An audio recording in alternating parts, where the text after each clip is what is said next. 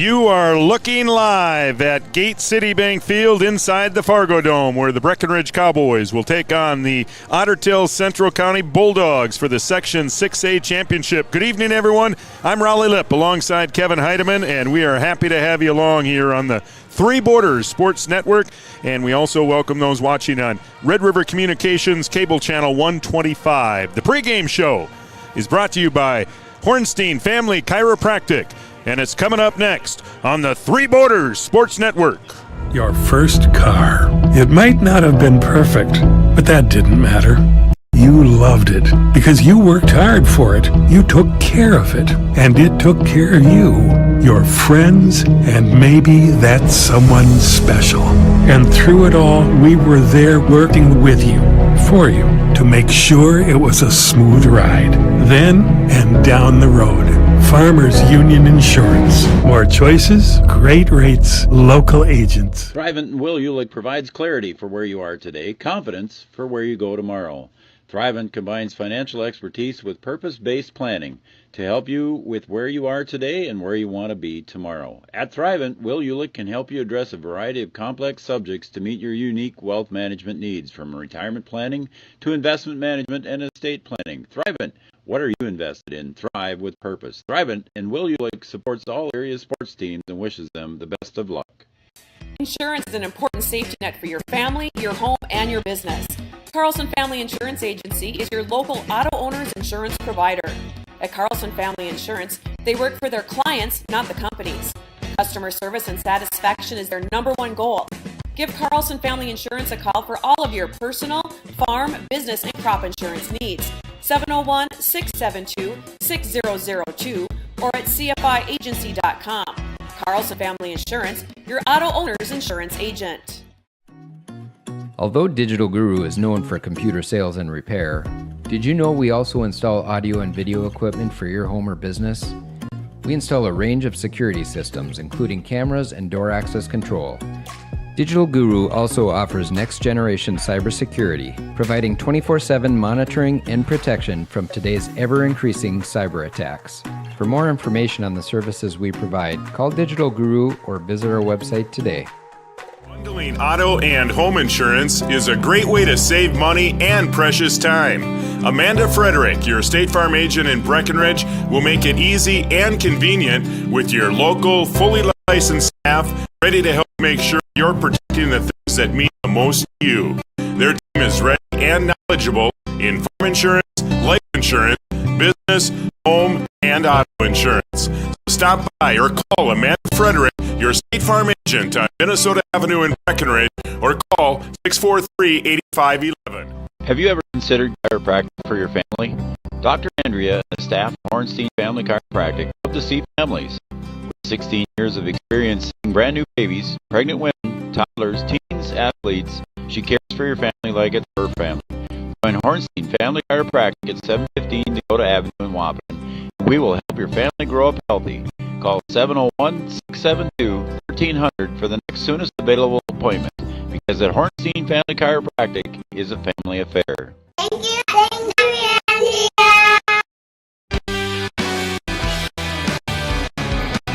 Good evening, everyone. Great to have you along. Raleigh Lipp along with Kevin Heidemann. We have a full crew here tonight. Our Three Border Sports Network crew is here tonight. Adam Schreiner and Joe Schreiner will handle the camera. Brian Watson will produce tonight's game. The pregame show brought to you by Hornstein Family Chiropractic. Tonight it's the Breckenridge Cowboys, 7-3 on the season, and the Otter Central County Bulldogs, they are 7-3 on the season. These two teams met in the season opener, a game in which OTC won 28-27. Kevin, on paper, this looks like it should be a great championship game.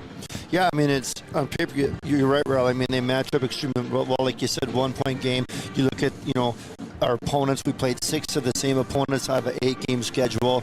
We both lost to Frazee. We both lost to Pelican. The only difference is OTC lost to Parker's Prairie, and Breckenridge defeated them 27-8. But you know what? There's a lot of things. We look a lot alike on paper. There's a lot of things that are different from game one, especially for the Cowboys. All right. In that season opener, OTC had a lot of success throwing the football, over 200 yards in the air in that game. Breckenridge had a lot of success running the football. They did, and you look back, and there's, like I said, there's a lot of things different from that first game. I mean, Bernardes gets hurt on the opening kickoff. He was in our secondary, hasn't played the rest of the year. Cam Nito, that game is cramping up, doesn't play much in the secondary. We got 2 guys back there, Raleigh, that probably didn't expect to play.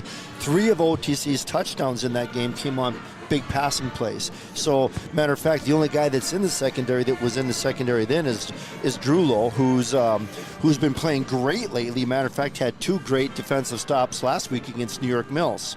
All right, these two teams have a lot of history in the section and have met a lot of times in the section championship game. It seems like Otter Tail Central has dominated that series, but the Cowboys have had some success the section championship games or in the section against OTC. Right, and you know what? We didn't really start playing each other till 2010, I think it was. But, I mean, if you go back in the last 10 years, I think we've played them 8 times during the regular season. And it's been 8 years in a row, and we're 2-6. And then, of course, we'd lost, 3 in a row to them early, 2013, 14, 15 back then. But the last 2 times we played them in the playoffs, which was last year and then the COVID year, we won. And matter of fact, last year, similar to this year, we lost to them in the opening game, came back and beat them 26-8 in the playoffs. So, we got a little bit of a history going here. We played them 6 out of the last 10 years in the postseason. All right, your keys to the game. You've got a few of them tonight that the Cowboys must do if they're going to pull off the section championship. Yeah, I mean, it's like any game, Raleigh. I mean, turnovers are always just a huge indicator of who's going to win, and I only bring that up because we've put the ball on the ground 8 times in the last 2 weeks. Now, we haven't lost it 8 times, but we've put the ball on the ground, and in games like this, I mean, you got to take care of the football, so obviously that's number one. But another thing that's different, when we played him the first time, Shockard, who might arguably be our best defensive player, didn't play in that first game. He'll play tonight. I mean, he's been great for the Cowboys, but it gives us a lot of options. I mean, he can stop their quarterback who can make plays and can do a lot with his feet. He can rush the quarterback, which gives us the option of maybe putting somebody back in the secondary over the top to stop those guys going deep. So, and another thing is, time of possession, Raleigh, we've been great the last 2 weeks. I mean, it's hard for OTC to score if they don't have the ball. So our running game, if we can ground and pound like we've done and control the time of possession like we've done the last couple weeks, I mean, that's a huge thing that advantage that the Cowboys have. And that might be part of the reason the Cowboy defense is playing so well. We talk a lot about the Cowboy offense. This Cowboy defense in the playoffs have not given up a point yet. No, and this is a team that was giving up close to 23 points a game during the regular season. And like you said, Raleigh, 2 shutouts in a row. But, a lot of that has to do with time of possession and what our offense has done too. But our secondary is dramatically better than what they were early in the year. And when you're playing a team like OTC that throws the ball as well as they do, I mean, those are all things that, compared to game 1 that are all in the Cowboys' favor, in this game.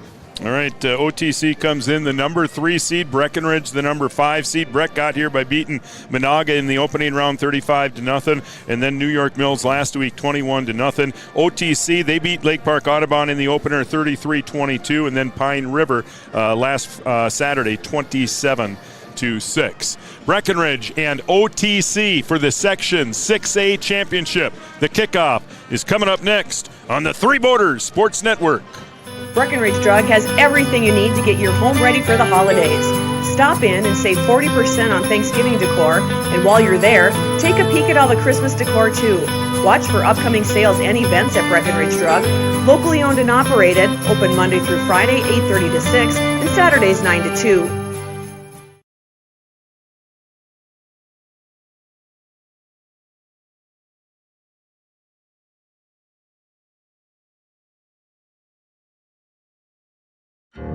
No matter what each growing season brings, it starts with high-quality seed.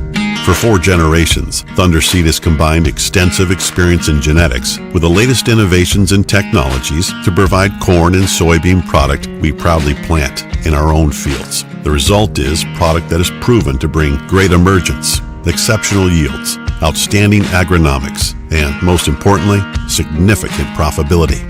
Thunder Seed, first in the field. When you dine at the Wilkin Drink and Eatery, you're among friends. So relax and enjoy everything from sizzling sirloins mouth-watering seafood, vibrant salads, and crowd-pleasing desserts. The Wilkin also serves the best pizza in town, dine-in or carry-out after 5. The Wilkin Drink and Eatery, gracing Minnesota Avenue since 1897. Looking for reliable professionals to handle your building construction needs? Contact SMB Custom Homes in Wyndmere. You can depend on them to build your dream home the way you want it. SMB Custom Homes will take care of all construction aspects, from design to delivery. Contact them to get your pre-engineered home delivered to your location. They can even attach a garage and additional rooms on site. SMB Custom Homes, 439-0045. Somerville Electric is proud to support Cowboy and Cowgirl athletics. Somerville Electric provides quality electric service in Wahpeton, Breckenridge, and the greater Red River Valley. Your most trusted electrician can provide residential, commercial, industrial, agricultural, and utility services. If you have any questions or would like more information, call 643-3435 or visit Somerville. National Bank is your full-service bank serving all of Otter Tail County. First National Bank is proud to support high school athletics with offices in Otter Tail, Battle Lake, and Henning. Families and friends have been making memories for years at Stavelli's Steak in Battle Lake. At Stavelli's, you'll always receive friendly service and great food at a fair price. Steak, chicken, seafood, and prime rib on Friday and Saturday nights. The fondest memories are made when gathered around the table. So Steve and Shelley hope to see you soon at Stavelli's in the heart of Battle Lake, Minnesota. Services go to work for you. Lawn mowing, fertilizer and weed control, spring and fall cleanup, power raking, core aerating, concrete edging, hedge trimming, and commercial and residential snow removal.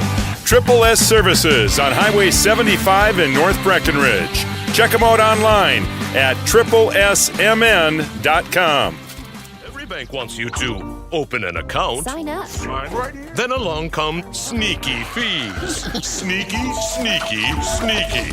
Exactly why you should compare your bank to Bell Bank. At Bell, we don't nickel and dime you with fees on things like checking accounts and ATMs. If you hate sneaky fees, switch to a bank you'll love and give sneaky fees the boot. Bell Bank.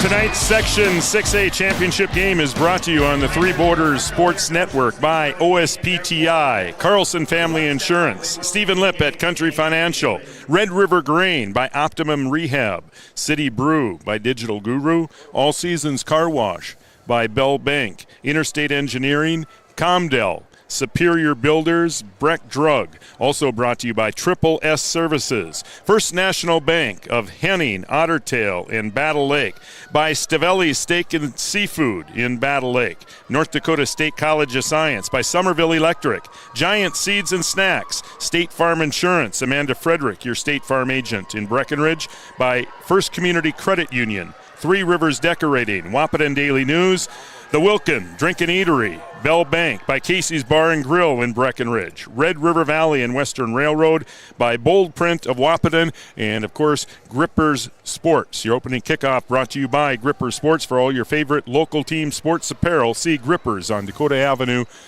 in downtown Wahpeton. The Cowboys won the toss and they elected to receive. And Kevin, I know you always like getting the football first. I like that. I like being aggressive, setting the stage early, especially the way we've moved the ball on the ground, and I think that's a good choice.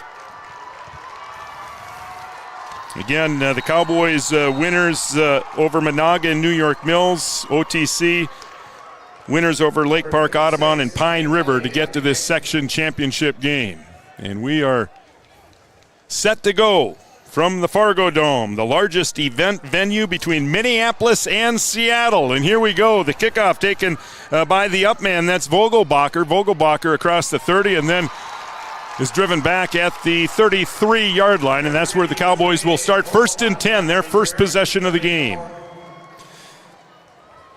OTC will be similar to what New York Mills did, Raleigh. They'll put 9 guys in the box more than likely. Try and stop, Peterson and those guys from running that power. We really think of the Cowboys as a running team, but over the last couple of weeks, they've thrown the football successfully. They really looked good through the air last week at New York Mills. Yep.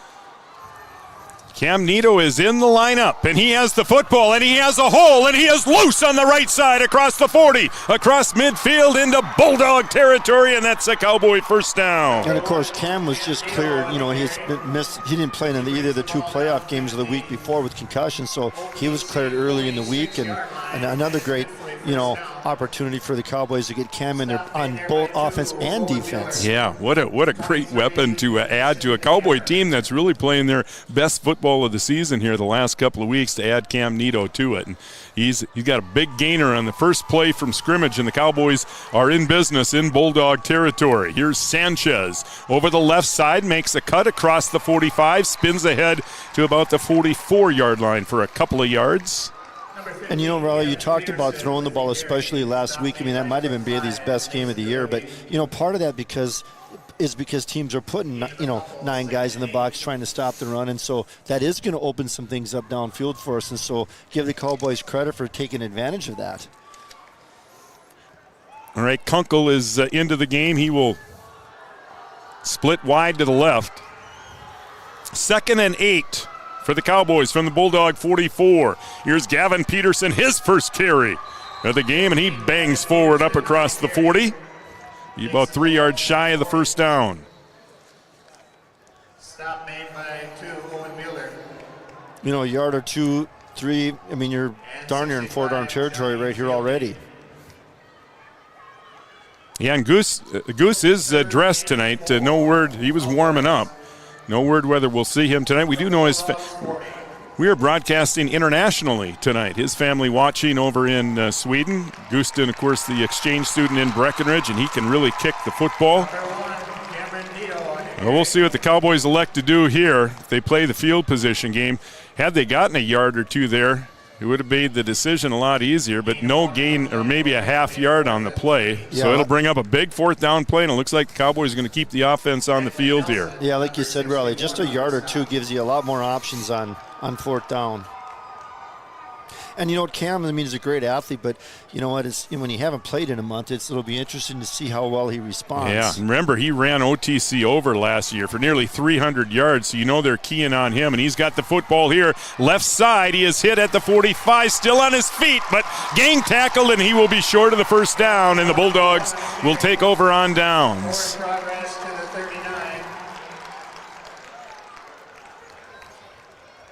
Yeah, the Bulldogs really keying on him. Yep. After, he had a monster game against them last year in the playoffs.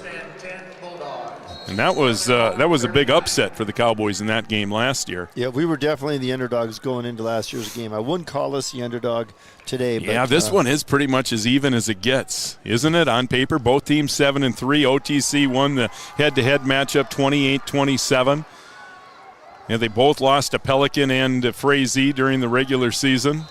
Short gain on this run over the right side. The difference between OTC and Breckenridge, Breckenridge just can sustain a drive, take time off the clock. OTC has, just been a big play offense all year. And that's the one thing the Cowboys just have to stop. They just can't let anybody get over the top. And they will throw Meckelson in the pocket, and he is sacked. The ball is loose, and it's still loose. And it looks like OTC may have come up with it. The Cowboys say they have it. Right. And they do have it. Great Martell. Turnovers. So a couple things happened there. One, they tried to go to Deluge over the top again on that post pattern, and Cowboys had them double covered. That's the in the keys. That's the talk. Or that was one of the things we talked about with with having Shocker back in the game. We can rush the quarterback and contain and put an extra guy back, and there you saw it in the double coverage over the top. I thought Alex Martell came out of the pile with that football, but they say OTC football. So instead of Cowboy football, it's Bulldog football at their own 40, 3rd and 9. Big play here for the Cowboy defense. And Martell is rushed, and he is pressured, and it is picked off. And that is Action Jackson inside the 30, inside the 25. Cowboy football. So I tell you, we Cowboys intercepted the ball, but that play was Shockard and Blofus. Shockert and Blofis on the defensive pass rush, that forced that ball up in the air. So, again, I mean, those are the things that are different than when we played them in game one. Jackson Riggs had a pick last week and a fumble recovery in that win over New York Mills, and now the freshman comes up with another big interception, and the Cowboys are in business after the turnover. 1st and 10 at the Bulldog 22. It's Nito over the right side, and Cam bowls ahead up to the 17-yard line, a pickup of 5. Offensive line did a great job on that play. I mean, they just dominated the line of scrimmage right there on the right side. Yeah, and they moved things around a little bit on that offensive line since the beginning of the season. Eli Butts now at a tackle position. You got Joey Kenzemius at center now for the Cowboys. And they moved Blofis to tight end.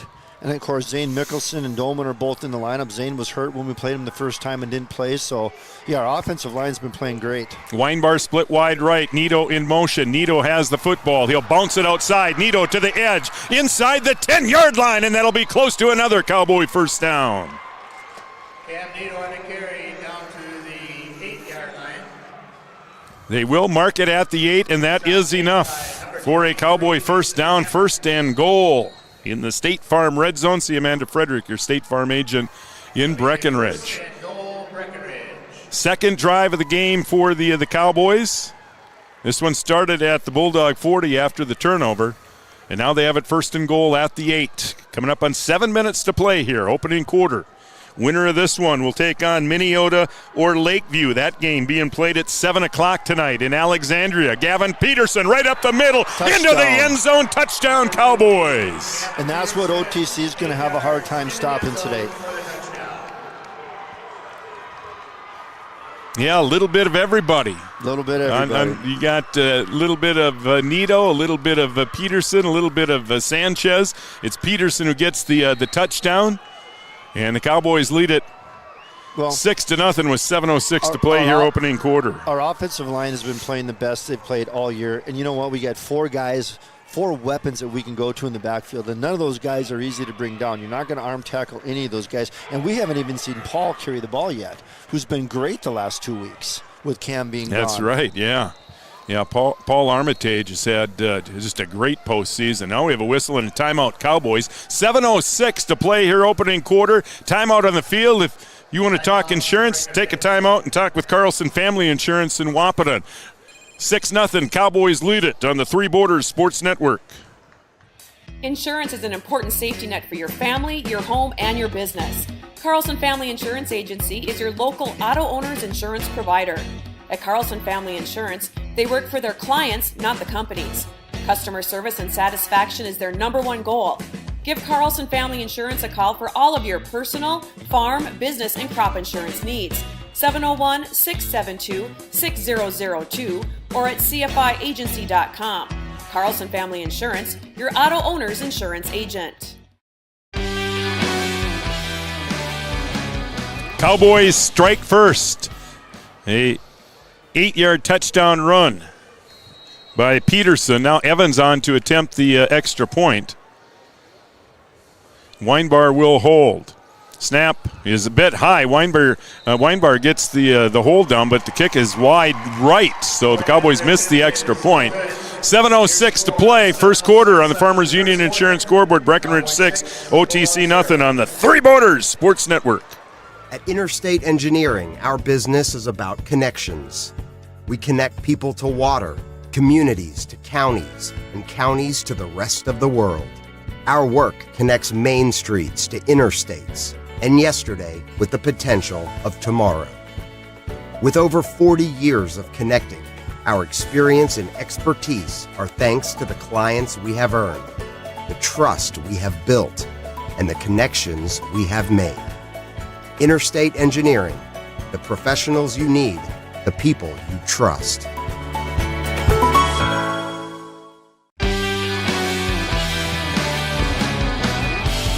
All right, good start for the Cowboys.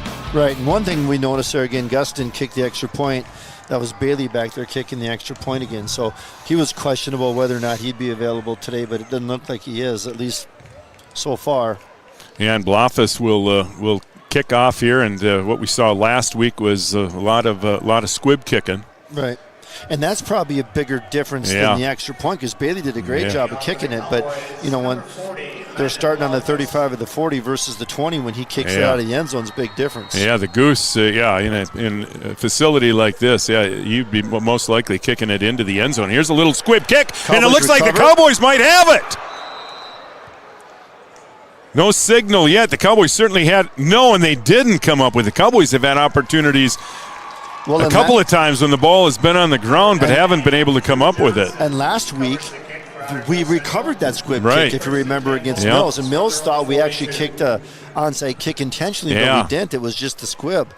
Great opportunity for the Cowboys there again. Yeah, and again, I'm not sure Landon even knows where those are going. He's just trying to squib it. Yeah, last week, as you mentioned, the Cowboys were up big, and I think the Mills coaching staff was a bit upset, but I don't think the Cowboys intended to try an onside kick. But that might have been the same thing there. Yep. Yeah, the Cowboys had a great opportunity. Unfortunately, they're not able to come up with it.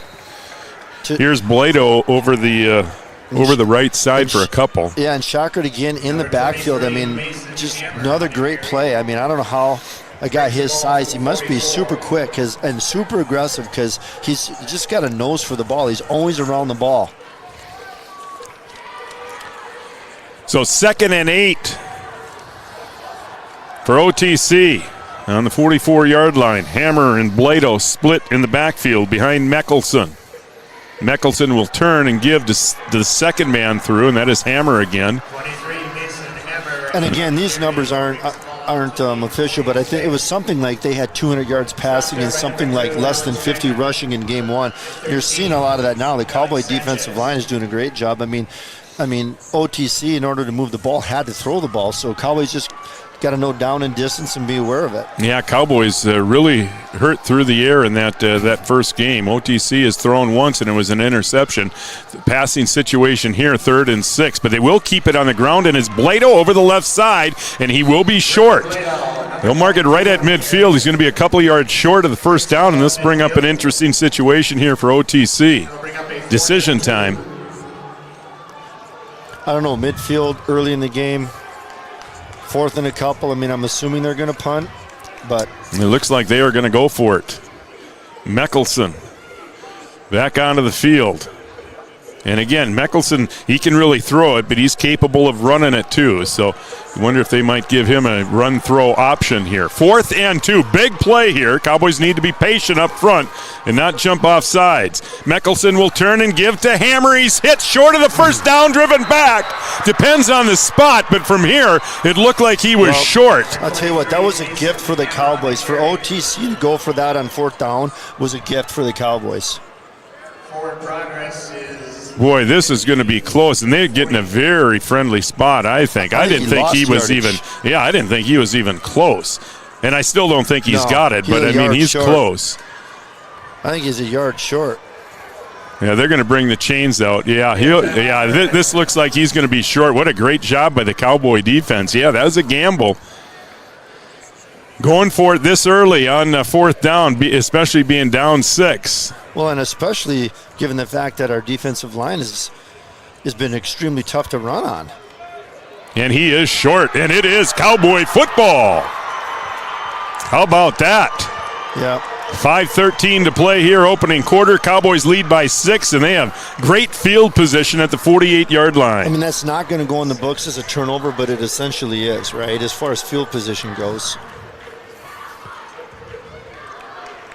So great job by the Cowboy defense. And, yeah, we've talked a lot about the Cowboy offense this season, and that's kind of been their engine, the exception of these last few weeks. Again, the Cowboys have not given up a point here in the playoffs. Shutout Monaga, shutout New York Mills. 6-0 here in the first quarter, and here's Gavin Peterson again, rumbling ahead into Bulldog territory to the 46-yard line. And nobody's been able to stop that, especially in the postseason. But, that's going to open up that sprint out, for the Cowboys in their passing game, because, again, they're putting 9 guys in the box and cheating everybody up. So there's going to be an opportunity to get to the corner or get over the top here pretty quick. Oh, great camera work here. We got Evan Schreiner down in the north end zone, Adam and Joe Schreiner, cameras up top. Here's Nito, right side, and Nito going to be buried. Maybe a yard Well, they'll mark it right at the line of scrimmage, so no gain on the play. Big third down play coming up for the Cowboys. And Cam actually did a good job just to get back to the line of scrimmage there. Yeah, we still haven't seen Armitage run the football yet. No. We'll bring up a 3rd and 3 for the Cowboys. Weinbar will check in, and, well, we just mentioned Paul Armitage, and here he comes. He has been spectacular here in the playoffs. Again, you know what? I mean, when you haven't played in a month, I mean, it's not easy, not seeing that contact for Cam to come in and play and to touch the ball as many times as he already has. He'll pitch to Armitage, and he will not get to the edge here. Boy, OTC, they've always been good. It's tough to get to the edge on against OTC. They are very well coached. Cowboys trying to get to the edge there, nothing doing, and they're going to have to punt it away. I really thought the Cowboys were going to throw like a sprint out pass to Alex Sanchez, you know what I mean, on a down and out, but chose to go with the pitch instead. Yeah, Cowboys have not thrown the football yet here tonight. And I like that option when you get Bailey outside because he's proven that he can run the football too if the pass isn't there, but would have liked to kind of see it there, but Cowboys will punt. Deluge back deep to receive the punt, and he is their speedster, fastest guy on the team. Nito will punt, standing at his 38. Now we have a whistle. Looks like a delay of game against the Cowboys. And that shouldn't happen here at the Fargo Dome with the play clocks. The corner of each end zone. It's the only time all year that we have a play clock. So now Nito standing at his 35-yard line to punt it away. Good snap. And a low line drive kick, and they'll let it bounce. It'll take a nice Cowboy bounce inside the 15. It'll be down at about the 11-yard line. So great punt, and OTC will start deep in their own territory. We welcome those watching at the Wilkin and also at Casey's Bar and Grill in Breckenridge. Thanks for having us tuned in. Three Borders Sports Network. Again, Raleigh Lipp along with Kevin Heidemann. The Shriners are on the cameras. We got the whole family here. You got Evan, Adam, and Joe. Brian Watson producing tonight's game.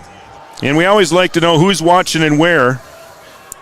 Give us a text. Shoot us a text at 640-2619. 701-640-2619. Ball is loose again. Third time that OTC has put the ball on the ground and they recovered again. Boy, that would have really been big. Ball's recovered by 62, Sawyer Christensen. First time we played them, Raleigh, they really spread the Cowboys out, a lot of twins, and really spread them out. And lately, they've run this formation where they've got two tight ends and a wing, and they'll run a lot of boot off of that. And they got 4 different options they can run off of that boot, and they run them all well. The Cowboys, I think, are prepared and have that scouted out. Hammer and Blado in the backfield, and this is Blado trying to get to the outside. He does get across the 20 to about the 21. He's their leading rusher. Record Blado, 5'9", 157 pounds, and he's a speedster too. They do have some speed. They do. No question, OTC's got, a lot of athletes in the field. A lot of athletes all capable of scoring from any point on the field. All right, we're under 2 minutes to play here, opening quarter. Boy, quick first quarter.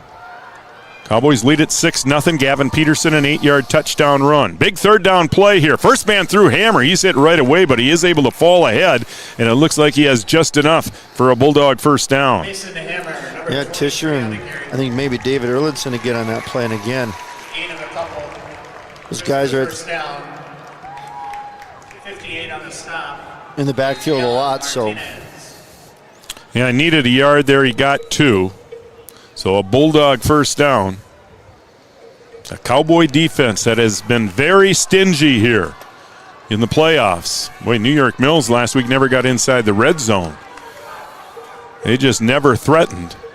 And OTC has put the ball on the ground 3 times here in the first quarter, but they've been able to recover all 3 of them. Here's Dallin Ernst, first one there for the Cowboys. Gavin Peterson getting off the pile. Cowboys just need to not get lulled into, defending the run, getting caught looking inside, and then having something go over the top. I mean, they're super capable of throwing the ball, and they're just such a big play offense, so you just always got to be aware of of nobody getting behind you. So they gave him a yard on that play. And this may be the final play of the first quarter. 2nd and 9. Mickelson, play action. He'll roll right. He's pressured, and he is hit as he throws. It falls incomplete. And again, nobody open deep. Cowboys again, having the luxury of having that extra defender back. Send 2 guys into their pass route and nobody's open. So now a big 3rd down play. Boy, if the Cowboys could hold here, they'd get the football in really good field position. And they have pressured Mickelson. When he is thrown, they have pressured him. And that was talked about in practice, getting pressure on Mickelson. Again, he threw for well over 200 yards in that season opener, a win, 28-27 win over the Cowboys. Out of the gun here, he'll throw over the middle of the field, and boy, right on target. That is Deluge, their speedster, across the 40-yard line, and that's a Bulldog first down, really a well-delivered pass. And that's kind of more of what we saw in Game 1, Week 1. Spread the Cowboys out a little bit and throw the ball around the field, and they do it successfully. Oh, boy, what a big penalty. Procedure penalty. Didn't see the flag on the far side of the field, so that play will come back. Instead of 1st and 10 for the Bulldogs at the 41-yard line, it's going to be 3rd and 14 from the 19. Boy, what a huge play here early on. Yeah, and those are those pre-snap penalties that just kill you. It's another thing, Raleigh, that the Cowboys have been exceptionally well the last, especially the postseason. They've had very few, I should knock on wood when I say it, but very few flags thrown against them. Yeah, they have played much more disciplined football here the second half of the season. So 3rd and 14. Mickelson again will work out of the gun, Hammer in the backfield with him. And Mickelson has some time, now is flushed out of the pocket, will try to get to the outside, breaks the tackle, and he has some room, and he has a Bulldog first down. And there you can see the athleticism. Cowboys had opportunities at him, but very elusive, and he picks up a big first down. We kind of talked about that in the pregame, he can hurt you with his feet. There's another flag down. Oh, there is a flag in the back OTC backfield. You've got to be kidding me. Personal. And it's going to go against the Cowboys. So that must have came. No explanation there what it might have been. It couldn't have been roughing the passer, being the quarterback who's running the football. But personal foul, and that'll tack on an extra 15. What a turn of events here. Yeah, instead of the Cowboys getting the ball, in decent field position, now OTC's got the ball at midfield. Boy, missed opportunity there for the Cowboy defense. And that'll be the final play of the first quarter. Cowboys strike first after 1 on the Farmers Union Insurance scoreboard. Breckenridge 6, OTC nothing on the Three Borders Sports Network. Good sports are winners, no matter what the score, and good sportsmanship is everyone's responsibility. You keep the standards high and the game enjoyable for all by showing respect for players, coaches, and officials. Respect and responsibility is why we play. Celebrating a championship with classmates, teammates, and the community. It's a memory that lasts a lifetime, so root for your team with good sportsmanship and enjoy every minute of today's game. The Minnesota State High School League, helping students reach their goals in and out of the classroom. For 90 years, Casey's has been the place to enjoy time with family and friends. A place to meet people and share stories. Lots of memories have been made at the corner. It's the place to meet before, during, or after the game. The game is always on at Casey's on Minnesota Avenue in Breckenridge. Casey's, proud to support area high school athletics.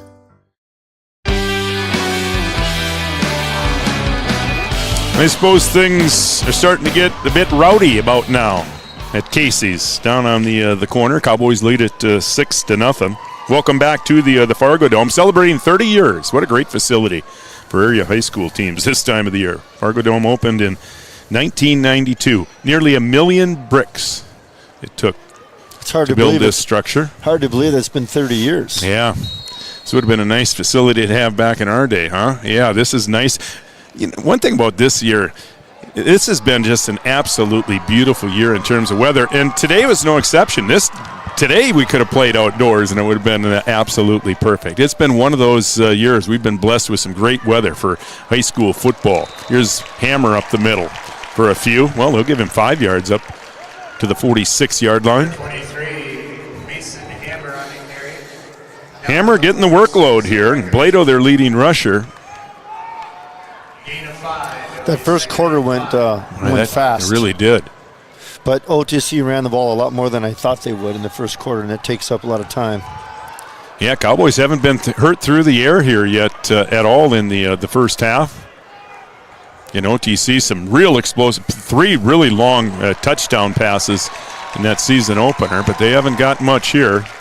Mickelson has thrown an interception. 22, Ricker Blado. Here's Blado up the middle and another 5 yards, and that is a Bulldog first down. Haven't moved the chains yet, but it definitely is a first down. There we go. Yeah, Dolan Ernst, little gimpy as he walked to the sideline. Been real even up front, though, hasn't it? This just looks like one of those games that's going to, be one of those games that go down to the wire. These two teams so evenly matched. Here's Hammer again. And that time the Cowboys wrap him up, short gain. Gain of 1. Yeah, great rivalry. This has really turned into a great rivalry over the last decade or two, or however long they've been playing. 10, 12 years, yeah. Like I said, this is the 6th time in 10 years we've met these guys in the postseason, so kind of getting used to seeing this. Yeah, it seems like the Cowboys are playing in a championship game annually here, section championship game. They haven't won one since with the exception of 2020.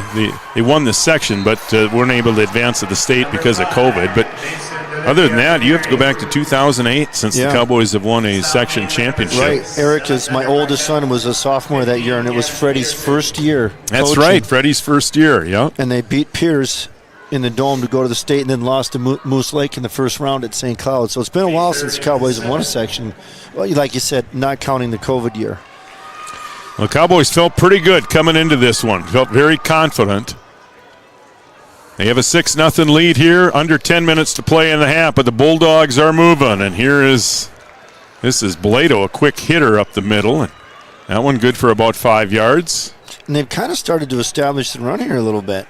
22, Ricker Blado. Picking up 3-4 yards a pop on that quick hitter, just a simple dive over the guard. And bring up a 4th down. Gigantic play right here. Yeah, huge play. 4th and 3. Remember, OTC converted on a 3rd and 14 from deep in their own territory earlier on this drive, and now a big 4th down play.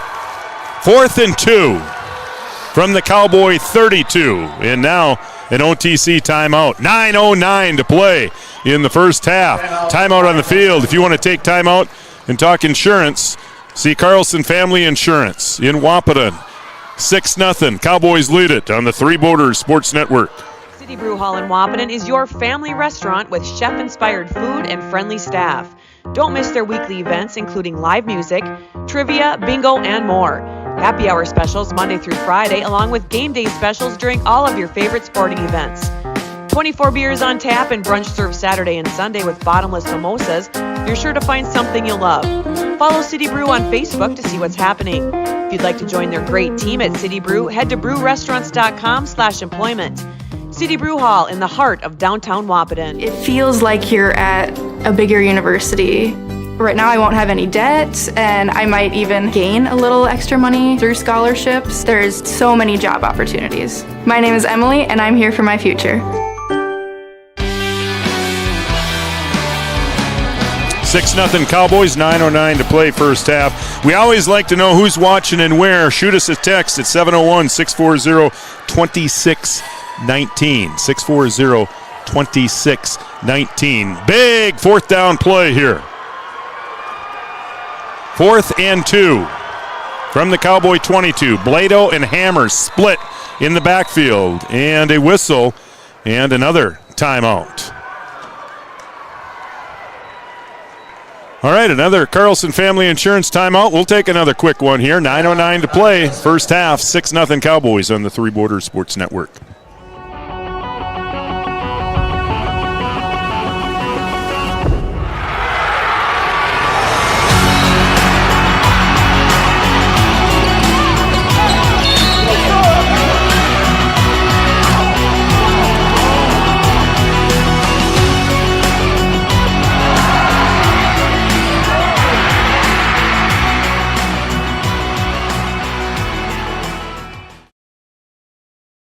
All right, welcome back. 4th and 2, and he's not going to get it.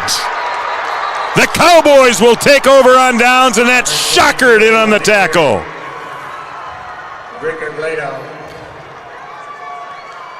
And Blado is down on the field. Boy, Shockert, we had a lengthy discussion on the trip up here about Shockert. He's our type of player. He's one of those tough kids who loves to stick his nose in there. And again, one of the keys to the game was Shockert for that specific reason. And actually, Blado's down. And you know what? Looking back at some film, I think he was hurt last week against Pine River in the first half, and I don't think played the second half. So I'm not sure he was 100% coming into this game. Oh, you hate to see that. Blado, their leading rusher, and he is a senior. But that's twice now that the OTC's had the ball on 4th down and gone for it, and Cowboys twice have come up with huge stops. So yeah, they haven't thrown the football much at all. I anticipated they would throw a lot more. I'm surprised that they haven't, because I think that is their strength. All right, there is an injury timeout on the field. 9:06 to play here in the first half. On the Farmers Union Insurance scoreboard, Breckenridge 6, OTC nothing on the Three Borders Sports Network. Families and friends have been making memories for years at Stavelli's Steak in Battle Lake. At Stavelli's, you'll always receive friendly service and great food at a fair price. Steak, chicken, seafood, and prime rib on Friday and Saturday nights. The fondest memories are made when gathered around the table. So Steve and Shelley hope to see you soon at Stavelli's in the heart of Battle Lake, Minnesota. First National Bank is your full-service bank serving all of Otter Tail County. First National Bank is proud to support high school athletics with offices in Otter Tail, Battle Lake, and Henny. Services go to work for you. Lawn mowing, fertilizer, and weed control. Spring and fall cleanup, power raking, core aerating, concrete edging, hedge trimming, and commercial and residential snow removal. Triple S Services on Highway 75 in North Breckenridge. Check them out online at triplesmn.com.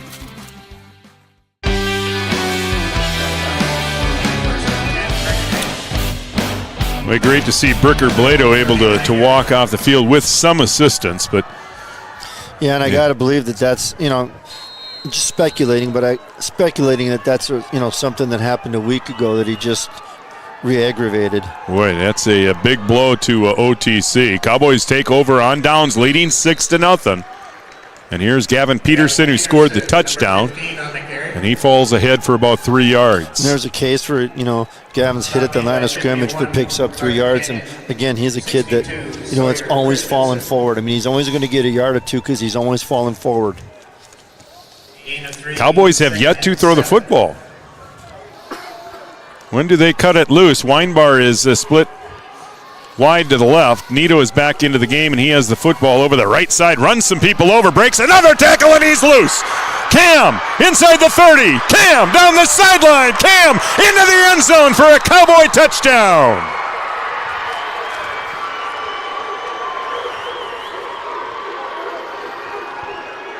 Cam Nito for 58. And the Cowboys lead it 12-0. In the end zone for the touchdown. Welcome back, huh? Yep, and there you go again. That's, you get a stop on 4th down, and 2 plays later you're, running the ball for a 58-yard touchdown. How fast things can change, but boy, and that's what Cam can do. They had a couple of shots at him. He ran a defender over and then ran through an arm tackle, and You see what he can do when he gets into open space. Cowboys lead it 12-0, and they'll go for 2 after missing the extra point after the first touchdown. And here's Gavin Peterson, and he's in. And the 2-point conversion is good. 8:24 to play. First half on the Farmers Union Insurance scoreboard. Breckenridge 14, OTC nothing on the Three Borders Sports Network. Hold on, Sarah.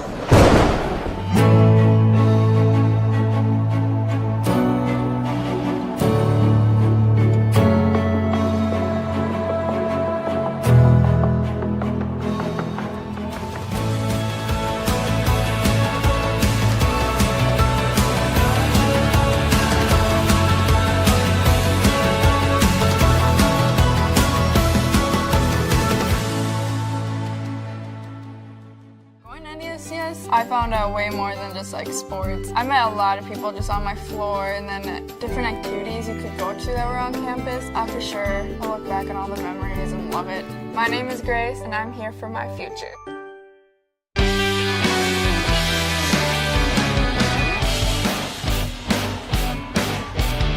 Lots to cheer about for Cowboy fans. They lead 14-0 here with 8:24 to play. Breckenridge on the kickoff. Cam Nito, 58 yards. Number 40, Landon Loftus, kicking off. And that extra point just looked too easy, but I give our offensive line a lot of credit for that because they've done a great job at the line of scrimmage again. And tonight. you mentioned all the improvement from the Cowboys, a lot of different positions, but that's where they may have improved the most is on the offensive line. And again, they moved some guys around on that offensive line here at the end of the year, and it has worked. They have been real good up front here, especially in the playoffs. Especially in the playoffs, both offensively and defensively.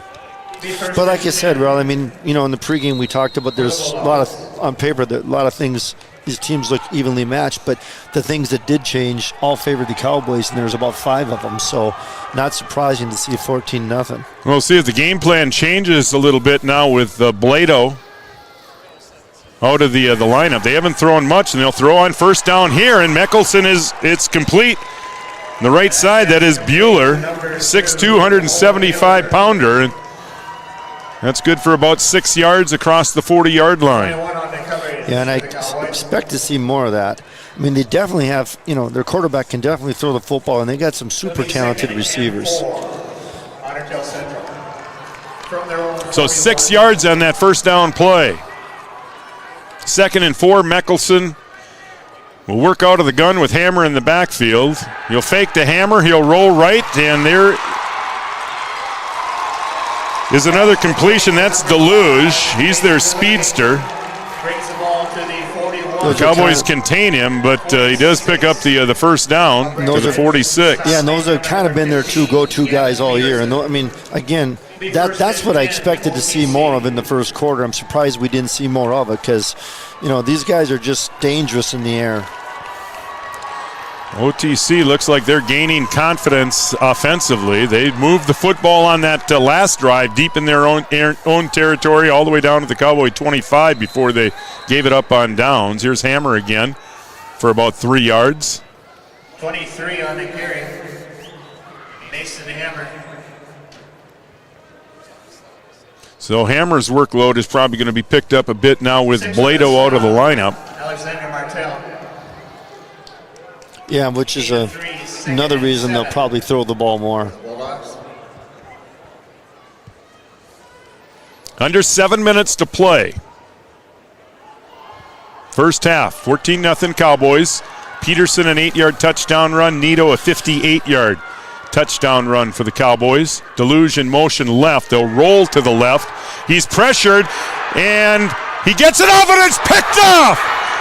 He threw it right into the hands of number 58, Alan Martinez. He looks like he might be hurt.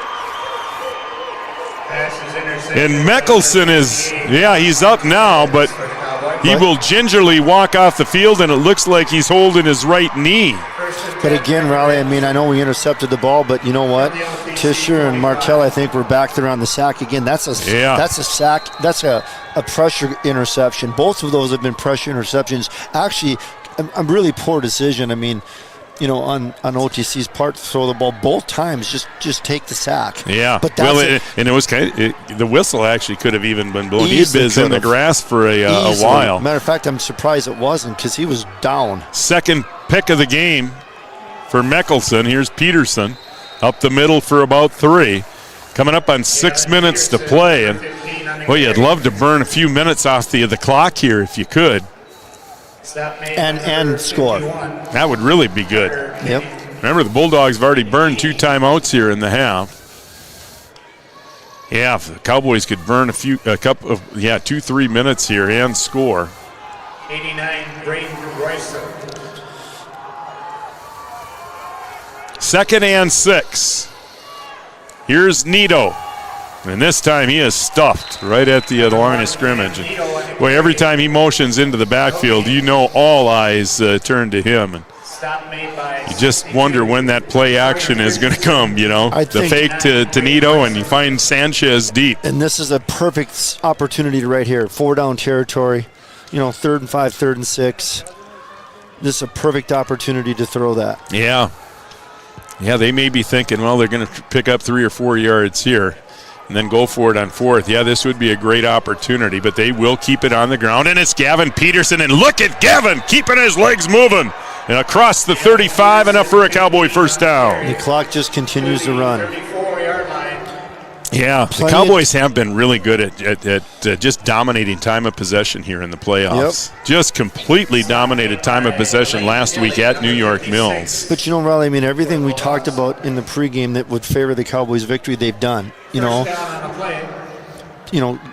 That play right there is one of them. The offensive line just controlling time of possession, moving the football on the ground, pressuring the quarterback in the air. The best way to play pass defense is to pressure the quarterback. We've seen that twice. Everything is happening, hitting on all cylinders right now. Here's Sanchez, and he's hit right at the line of scrimmage. Yeah, and you can tell, it's coming. There's going to be a play action out of that formation. You just sense it. Cowboys haven't thrown the football yet. Yeah, what a job. How about the guys up front? Eli Butts, Corey Doman, Joey Kazemius, Zane Mickelson, Dallin Ernst, Landon Blofus. Yeah, they have just dominated. Yeah, and Blofus is another guy that's, since they moved him to tight end, more than capable of catching a pass. Yeah, he got a touchdown pass in that first-round playoff game against Monaga. 2nd and long. And here is the misdirection to Sanchez and a big hole over the left side. And Blofus with some help at the end of that run. And he picks up 8 on the play. First time we've seen the counter. And that's been a very successful play over the last couple of weeks for the Cowboys. Mason Hammer. 61. Yeah, clock continues to tick away here. Coming up on 3.5 minutes to play here in the first half. Yeah, and if the Cowboys could pick up another first down, they'd be able to nearly run the clock out here in the first half. And here's Sanchez again. Yeah, and Sanchez knew right where the sticks were, ducked under an arm tackle, and is able to pick up the first down at the 22-yard line. So now OTC, if they get the ball back at all, it's going to be with very little time left on the clock. Of course, Cowboys have 2 timeouts left, 3 minutes. It's an eternity in high school football. Clock will stop on a first down again, too, so plenty of time to get the ball in the end zone. Kunkel wide right.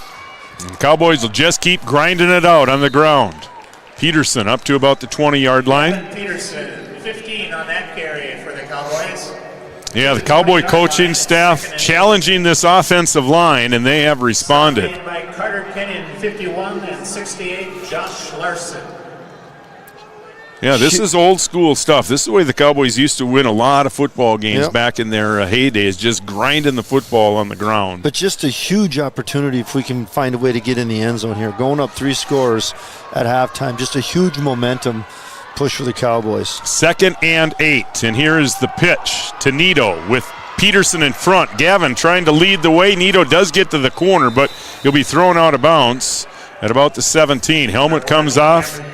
Cam quickly up, and he'll head back to the huddle or to the sideline, and Armitage will check in. Yeah, Cam looks, the legs look fresh. Third down and 5. Ball marked at the 17-yard line. Cowboys back into the State Farm red zone. See Amanda Frederick, your State Farm agent in Breckenridge. 2:20 to play here in the half. Clock stopped as Nito went out of bounds. 3rd and 6. Cowboys need the 12-yard line for a first down. And flag. we have a whistle. Might be our first flag against the Cowboys. It's a bad time to get it, too. Somebody moved early, I'm assuming. Or just didn't get down and get set. Bailey got up there and the snap came pretty quick. So this will cost them 5. That was an unfortunate time to have that happen. That was not a good time. But again, they always seem to be untimely, don't they? Yeah. All penalties. But again, you know what? Cowboys definitely in 4 down. And here's again where, you know, Gus not being able to kick is potentially still in field goal range if it gets to that point. Yeah, no question. Yeah, the Goose attempted a 42-yarder earlier this season that hit the crossbar. Here's Sanchez spinning out of a tackle across the 20 to the 19. It'll be well short of the first down. And see what the Cowboys do here. Bailey has looked like he's capable of maybe kicking a 35-yarder. Well, and OTC's defense, I mean, they just play a cover 3. They rely on their athleticism in the secondary. But they only got 3 guys back. So Cowboys still yet to throw the football. Well, a passing situation here on 4th and long. 4th and 7 from the 19-yard line. And now timeout Cowboys. We'll take one too. Unitalk Insurance. See Eric Carlson, your Carlson Family Insurance agent in Wahpeton. 1:30 to play. Timeout Cowboys. 14-0. Breckenridge leads it on the Three Borders Sports Network. Superior Builders in Breckenridge specializes in post-frame buildings with 25 years worth of knowledge and experience in the post-frame industry. Licensed and insured, Superior Builders offers pre-engineered commercial buildings, farm shops, hobby buildings, and storage buildings. Superior Builders also offers a 40-year paint warranty and lifetime column warranty. Superior Builders in Breckenridge, building your dream to last. 701-238-7740. That's 701-238-7740.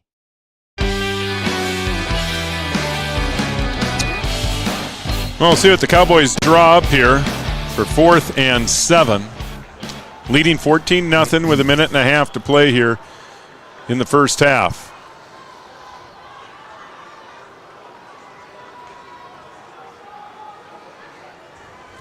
You got Sanchez you could look to, Blofus from the tight end position, Peterson out of the backfield, or you just run pass option for Bailey. He showed his running skills last week. Right, as long as if we sprint out and give Bailey the opportunity, because he's more than capable.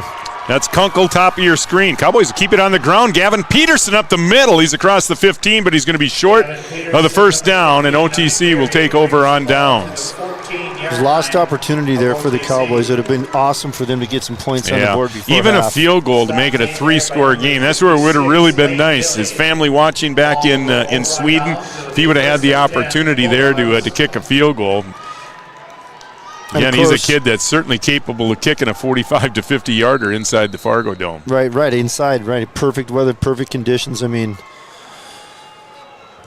So we'll see what OTC does here, down 14-0. If they just decide to play it conservative, get down to the locker room and regroup. But again, this is a team that's certainly capable of the big play. They had 3 long touchdown passes in that season opener against the Cowboys. They keep it on the ground to Hammer over the right side across the 20 to the 22-yard line, a couple yards short of the first down.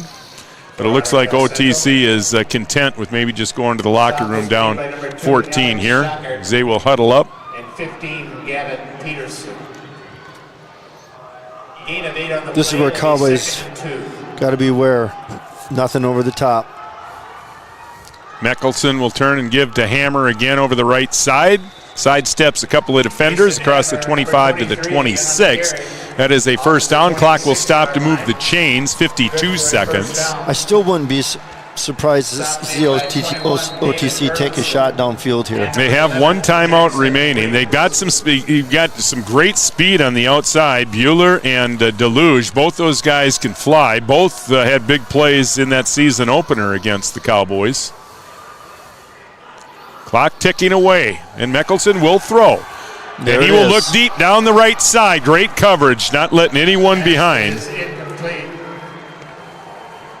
Number 22 on the coverage there for the Cowboys. Yeah, that's Drulo. Yep, double covered again. I mean, you knew they were going to take a shot downfield. The Cowboys were definitely ready for it. He's been the one constant in the Cowboys' secondary. We've seen a lot of players in different positions here at the end of the year. And he's been really good, though. I mean, he's improved so much. And like I said, last week he had 2 huge stops and some big plays. But you've seen Mickelson's arm there. He throws a nice ball. Now we have a loose football. That's the 4th time that OTC has put the ball in the ground here in the first half, and they've been able to recover every one of them. OTC coaching staff may have seen enough. That might be, they'll just let the clock run out, and they'll get down to the locker room and regroup.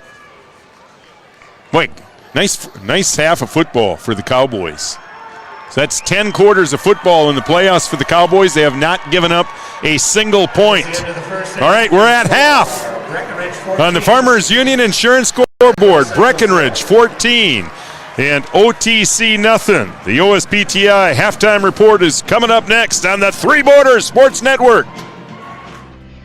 At OSPTI, our focus is on each individual's therapy needs, whether it be for speech, occupational, or physical therapy services. I'm Becky, a physical therapist at OSPTI, and I love being able to provide that personal care to each person that we see with clinics in Breckenridge, Hankinson, and Fergus Falls. You don't have to travel very far from home. From infants to athletes to adults, you can request OSPTI to meet your therapy goals. Bold Print in Wahpeton is your local provider for all of your printing and promotional needs, including custom decals, which is a great way to promote your business. Bold Print also has custom framing and unique personalized gift ideas. Don't trust your family photos to an online company. Use Bold Print for all of your custom framing and canvas printing. Give them a call today, 701-642-2188, or check them out online, useboldprint.com. Red River Human Services Foundation provides services to people with disabilities, which enhances their quality of lives and enable them to live, work, and develop relationships in their communities. Red River Human Services Foundation has multiple direct support professional positions available in their Wahpeton, Fargo, and West Fargo locations. Job opportunities include flexible scheduling, competitive wages, on-site paid training, and life experience. Voted #1 place to work for the past 5 years, join their team and apply online at www.rrhsf.org. Red River Human Services Foundation supports all local area sports activities and wishes everyone the best of luck. Better living begins at home, and Three Rivers Decorating in Wahpeton is your personal designing service. New flooring in your home can totally change its look and feel. Three Rivers Decorating has dozens of vinyl plank designs to choose from, along with carpet, tile, and linoleum. Whether it's updating your home's interior or retail space, Three Rivers Decorating has all of the latest styles and trends. They also offer free estimates. Give them a call today, 701-642-8454. No matter what time of year, a farmer's relationship with Red River Grain Hefty Seed never changes. Red River Grain Hefty Seed works shoulder to shoulder with area farmers to attain the highest possible profit for you. Red River Grain Hefty Seed has been saving farmers money for years. For all your grain and agronomy needs, stop in or call the friendly staff at 643-3738 or visit them online at redrivergrain.com. Although Digital Guru is known for computer sales and repair, did you know we also install audio and video equipment for your home or business? We install a range of security systems, including cameras and door access control. Digital Guru also offers next-generation cybersecurity, providing 24/7 monitoring and protection from today's ever-increasing cyber attacks. For more information on the services we provide, call Digital Guru or visit our website today. Three Rivers Crisis Center is offering support to survivors of domestic violence, sexual violence, and child abuse in Richland County for now over 25 years. It's free and strictly confidential. 24/7 access to support and resources including counseling. Get help, identify abuse, plan for safety, support others, and get involved. Three Rivers Crisis Center's 24-hour crisis line is 701-642-2115.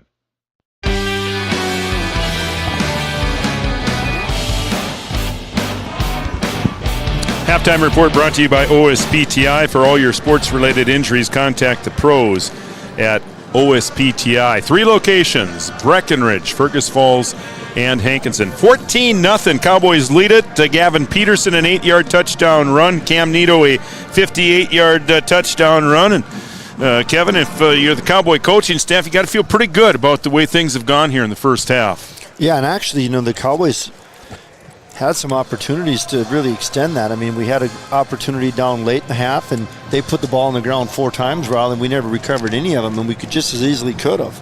But, as far as Cowboys go, their plan of attack, their game plan, I mean, couldn't have gone better. I mean, that's kind of exactly what we were looking for. Yeah, Cowboys didn't have to throw the football at all in the first half. Nope, they were able to control the ball on the ground. They were able to shut down, for the most part, their passing game, mainly due to the fact that they can rush their quarterback and put a lot of pressure on them. I mean, a lot of the things that OTC wants to do, the Cowboys took away. So, bottom line, I mean, and again, just the one penalty came in at, kind of a bad time. But point is, not the perfect half, but pretty darn close. Yeah, 14-0, but OTC, a team that can score points in a hurry. We've seen that in the past, and this year's team, certainly capable. Right, super. And the other thing, we didn't kind of ran out of time on the keys, but we talked about it on the way up here. Cam probably playing, and to be honest, he's played a lot more than we thought he would. We thought it would be kind of sporadic, maybe on passing downs, run the ball a little bit, but he carried the ball a lot more than we thought.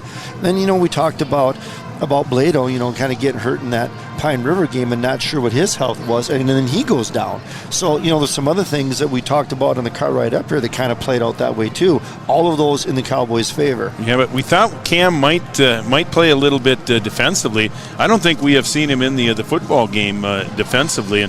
But Jackson Riggs, the freshman, He's played well since he's been called. There's a lot of pressure heading into the playoffs, and a freshman back there against teams that like to throw the football. But he has held his own along with the rest of the defensive backs and that defensive front. Bringing the pressure. They've rushed the quarterback a lot better here in the late in the season and into the playoffs than they did earlier in the year. For sure. I mean, and both of those interceptions were pressure interceptions. I mean, neither one of those balls probably should have been thrown. But, both of those, give the defensive line and linebackers credit for those. But, Riley, in the turnover thing, again, I mean, in the Cowboys' favor, we have the 2 interceptions. They put the ball on the ground 4 times, and we darn near recovered the kickoff. I mean, so it's about as good as you could a half that you could hope for. All right, what do you look for here in the second half? What type of adjustments is OTC going to make here in the second half? I still think they got to throw the ball more, and if I was them, with their quarterback, I would sprint out. I'd try to get him outside, the pocket, which gives him the opportunity to run because he's more than capable.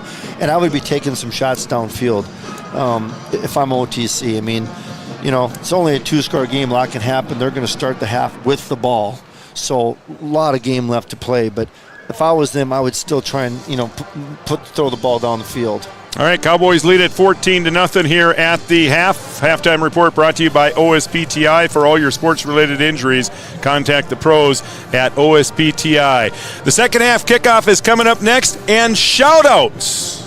We'll also have some shout-outs for you when we come back on the Three Borders Sports Network. The Minnesota State High School League reminds us that the educational value of this event is more important than its outcome. Respect for others, including opponents and officials, is one of those values. Support today's teams with the respect that they deserve.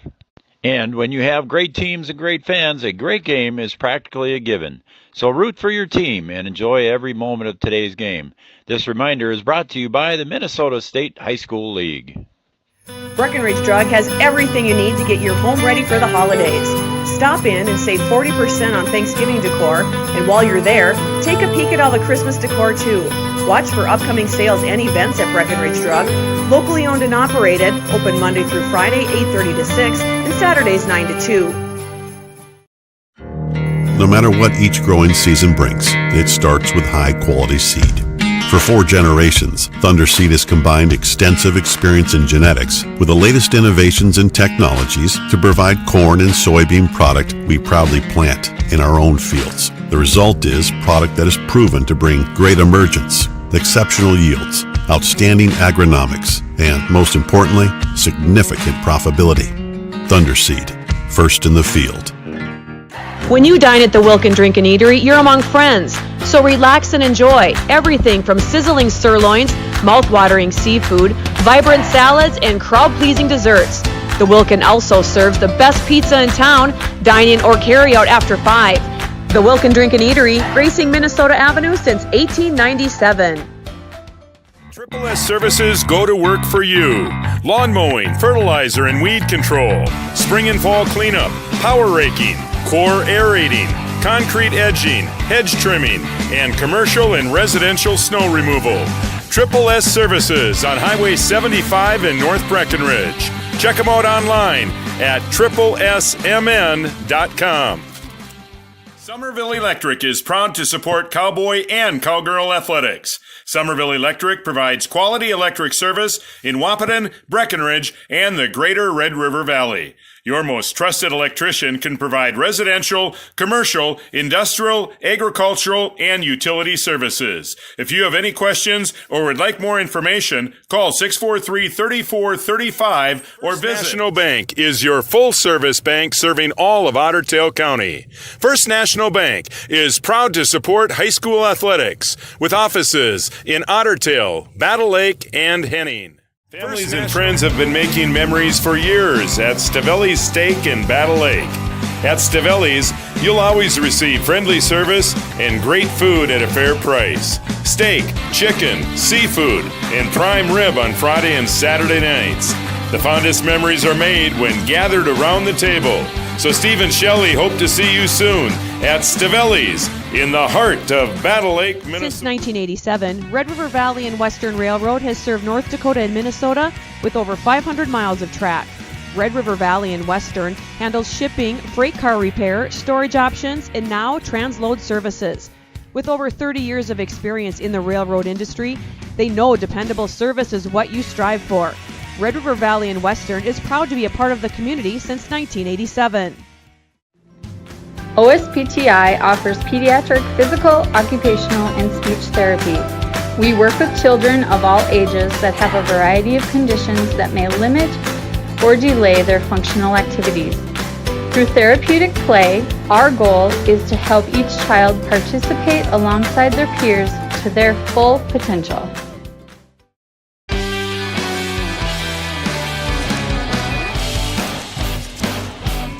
14-0 Cowboys lead it as we get set to start the second half here in just a few minutes. OTC will get the football here first in the second half.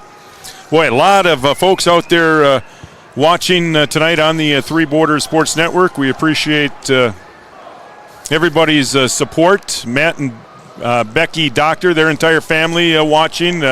Thanks to the Doctor family. Joe and Lori Randall, of course, we were teammates with Joe back in the day, big Cowboy fans. Ed Lommel, Kevin Smith, Shane Meyer, Mike Abel, Ryan Abel, they're at deer camp cheering on the Cowboys. I don't think those deer have anything to fear with that group. Karen and Carly Kappas, thanks for watching. They're watching in Ipswich, South Dakota, cheering on Gavin Peterson and the Cowboys. So thanks for watching in Ipswich, South Dakota. Goose's family, the Bergqvist Eriksson family, Gustin's family back in Sweden. Our broadcast has gone international. How about that? Thanks for watching in Sweden. We certainly appreciate that. The Tetzloff family from Spencer, South Dakota,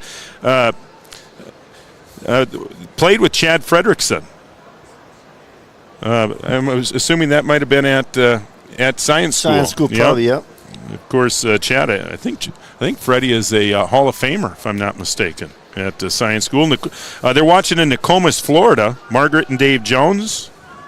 Thanks for watching, Margaret and Dave. Margaret Wilson, the Cowgirls volleyball coach. Congratulations, Coach Wilson, the entire coaching staff, and the Cowgirls. Another great season for the Cowgirls. Unfortunately, their season ended last night against a very good Henning team. Gene is watching. Go Cowboys. Thanks for watching, Gene. Tugboat and Bev Mose watching. Bob and Irene Meyer, grandparents of Grace Nicholson. We mentioned Goose's family. Goose's coordinator also watching from Pomme de Terre Lake, along with the Butts family. Well, I suppose what? Are they hunting up there? Probably hunting season in North Dakota, isn't it? Scott Wendorf watching on the big screen back in Breck. Thanks, Wendy. We appreciate that. We also played with Wendy's brother, Brian, back in the day. Steve and Shelley Lund in Battle Lake. And Cowboy fans may recognize that name, Steve and Shelley Lund. Of course, the Lund family ran the Lund's Family Restaurant in downtown Wahpeton for years. Steve, a graduate of Breckenridge, now owner-operator of Stavelli's in Battle Lake. So thanks for watching, and thanks for your support of this broadcast. And again, we always like to know who's watching and where. You can give us a shout-out. Text Joe at 640-2619, 701-640-2619, and we'd love to give you a shout-out here on the Three Borders Sports Network. All right, we're just about set here, and again, OTC will get the football first here, Kevin, in the second half, and with this first possession of the second half, real important for both teams. Both teams, yeah, because if the Cowboys can, hold OTC to a 3-and-out, they're going to get the ball back in great field position and continue the momentum that they have, and of course, if OTC can go down and find a way to score, now we got a one-score game, and you know what, anything could happen. So this first possession's always gigantic. And again, OTC will be without their starting tailback. See, Blado injured midway through that second quarter. So he will be out in the second half. And again, OTC, as much success as they've had over the course of the season throwing the football, including the season opener against the Cowboys, where they threw for over 200 yards and 3 really long touchdown passes in that game. They haven't done much. When they have thrown, the Cowboys have put a lot of pressure on Mickelson. All right, Blafus has her teed up, and a low line drive kick.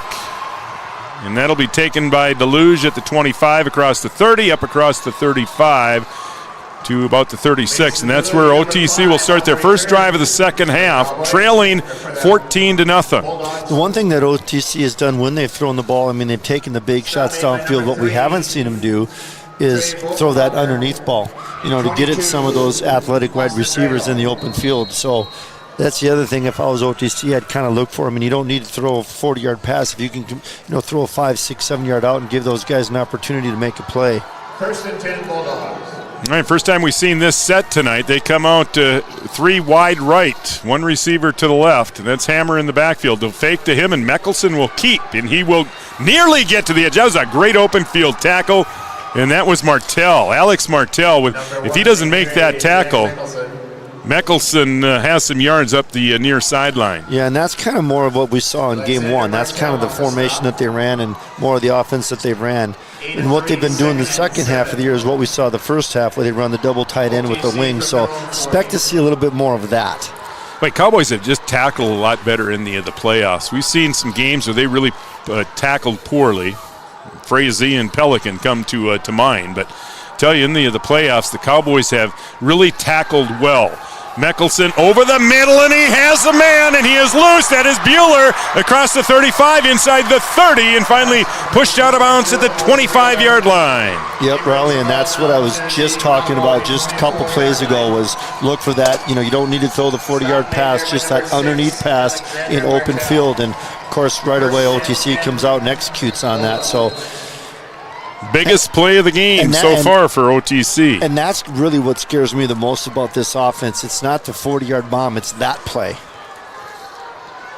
So yards after the catch, we mentioned Deluge. He has got great speed and very difficult to bring down in the open field, and the Cowboys just found it out firsthand. Here's Hammer.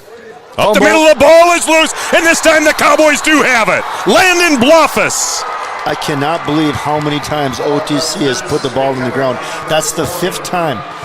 Cowboys have recovered one of them, but that's 3 turnovers in the Cowboys' favor. And like I said, turnover ratio is always one of the biggest correlations at any level in your win-loss. You know, statistically, that is very unlike OTC over the last decade. I mean, that's one thing they do. They play clean football. They don't turn it over. They don't get penalized much. And these are unforced errors. I mean, those are not a fumble due to a Cowboy tackle. They're unforced. Boy, what a huge break for the Cowboys. Now we'll see if they can burn some clock. And now flag comes in from the backfield, and this looks like it'll most likely be a hold against the Cowboys. Unfortunate, because Peterson picked up 7 yards on that first down run. And I don't think it had anything to do with the play. Yeah, it's going to be a hold. That's unfortunate. Yeah, that is unfortunate because he was already past the point of attack when that holding occurred. And if I'm not mistaken, that's just the second penalty against the Cowboys. Yeah, that's too bad because that was a nice gain on first down. Now the Cowboys pushed all the way back to the 20. First down and 20. Cowboys have not thrown the football yet tonight. And they'll run it again to Nito up the middle. And Cam ahead for about 4 yards. So Nito approaching 100 yards on the evening. And he has the 58-yard touchdown run. Gavin Peterson, an 8-yard touchdown run for the Cowboys. And that's all the scoring. Be nice for the Cowboys could even just pick up 5-6 yards here and make third down manageable,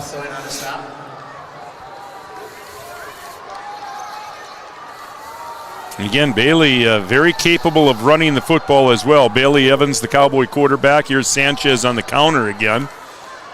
Across the 25 and then push back. They'll give him forward progress to about the 28-yard line. And here's the case, Riley, for the quick kick. I know we talk about it every game, but here's another perfect it is. Perfect You're spot right. for it. Yeah, with the artificial turf, the bounce you would get in Nito. He can kick those, and he can kick those line drive. Yeah, this would be a great opportunity for it. And the reason I say that's because obviously it's one thing to pass, but it's another thing to pass when everybody's expecting you to do so, right? So a lot tougher to throw the ball here on 3rd and 12. Weinbar is split wide to the right. Sanchez in motion left. They give to Sanchez, and he gets the edge. Across the 35, across the 40, and knocked out of bounds at the 45, but there is a flag back at the 27-yard line.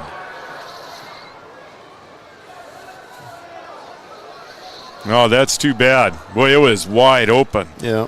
What a great call. And Sanchez usually dips inside, and he hasn't been able to get outside on that play. He usually has to cut it upside, and that must have been the hold. That's why it was so easy to get outside. Boy, that's too bad. Great play call, but unfortunately for the Cowboys, looks like it's going to come back. Personal full block in the back. Yeah, chop block or? I can't see that far, but. Oh, a trip. Trip, it was trip. Boy. That's a tough one. We mentioned, how clean the Cowboys have played here in the playoffs, and now we have flags on consecutive plays or 2 out of 3 plays. No, it's 3rd and forever. Now you really have to be careful. Yeah, and again, another perfect opportunity for the quick kick here. 8.5 minutes to play, third quarter. Third and long. You're kidding. Cowboys move. Procedure, I'm sure. It's before the snap. Boy, after playing such disciplined football, 3 out of 4 plays here. Wait, when OTC gets it back, they're going to end up getting it in really good field position. Yeah, 3 out of 4 plays after being flagged just one time in the first half. Cowboys flagged 3 out of 4 times. That moves it all the way back to the 9-yard line. The Cowboys need the 40 for a first down. So 3rd and 31 for the Cowboys. Evans will turn and give to Nito, and he'll try to get to the corner, slips the tackle, still on his feet, now reverses field, and he's got blockers in front. Cam Nito across the 20, across the 30-yard line, across the 35, and finally brought down at the 36. And this will be an interesting situation, and no flags on the play. And this will be this brings up an interesting decision now for the Cowboys at the 36-yard line. Now do you go for it? I think I'd punt it. Yeah, up 14. Boy, it looked like Nito might. Boy, when he turned direction, he had a wall in front of him, and that's where you might want to be a little bit more patient, right, and let your blockers get out in front. But he kind of cut it in, and I think if he'd have stayed to the outside, he might have actually been able to pick up the first down. But still a great run, all manufactured by Cam there. Let's see. That is. They are going to punt. Nito back to punting it. Yeah, perfect. Yeah, the returner didn't get back, and that's going to take a nice Cowboy bounce all the way inside the 20. Yeah, Cowboys got to feel pretty good. They had a 3rd and 31 from their 9, and now it looked like OTC was going to get great field position instead. I was thinking on when they had the ball on the 8-yard line, even if we punt the ball and can get OTC back to the 40, that'd be great. And it ends up on their own 18.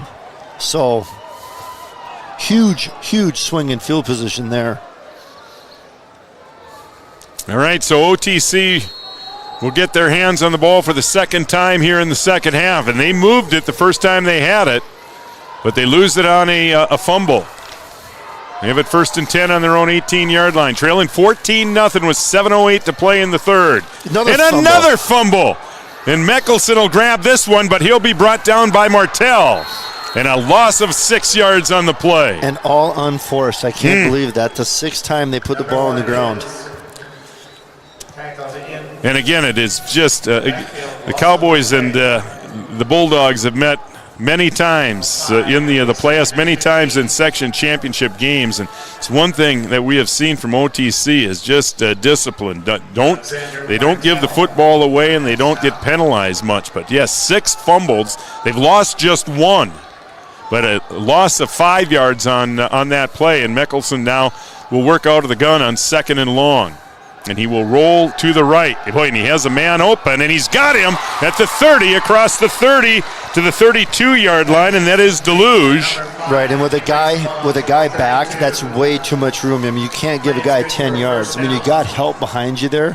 I mean, Cowboys are expecting that play, and they're positioned for it, and they have a guy deep, so you can't give them a 10-yard cushion on that play. Boy, the Cowboys have just had the momentum on their side the whole game, but can't you... Just a sense that the momentum might be swinging here a little bit. There's such a big play opportunity. I mean, one play, bam, next you got a 1-score game and the momentum switches. 1st and 10 for the Bulldogs at their 32. Mickelson will throw. Standing in the pocket. Now rush, There's now Shockert. sack. Well, he'll get back to the line of scrimmage. And it's Shockert again. Yep, and that's the difference. And Shockert playing in this game like we talked about in the pregame gives us the opportunity. Having him there gives us the opportunity to have that extra defender over the top. But with that extra defender over the top, we can be more aggressive, on the out. And again, it's not the long 40-yard pass I'm worried about. It's the underneath stuff, and that's where they're the most dangerous. Martell will be credited with the sack, a 1-yard loss on that play. So 2nd and 11 for the Bulldogs on the 31-yard line. Mickelson out of the gun, looking left, throwing left, has a man, it's taken away, and Bailey Evans into the end zone for a Cowboy touchdown.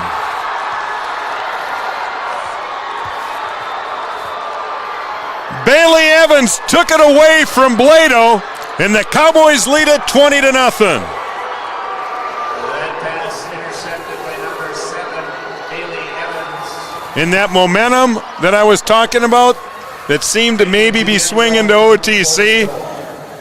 It is all Cowboys right now, leading 20-0. Right, and there was another great example of Bailey. I mean, that cushion was 0. He's got help over the top, is what we just talked about. He's got help over the top. He can pressure that out pass, and he made a great play on it. Boy, the Cowboy defense.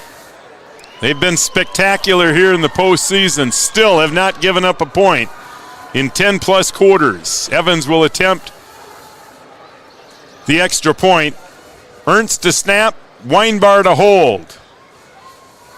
And the kick is up.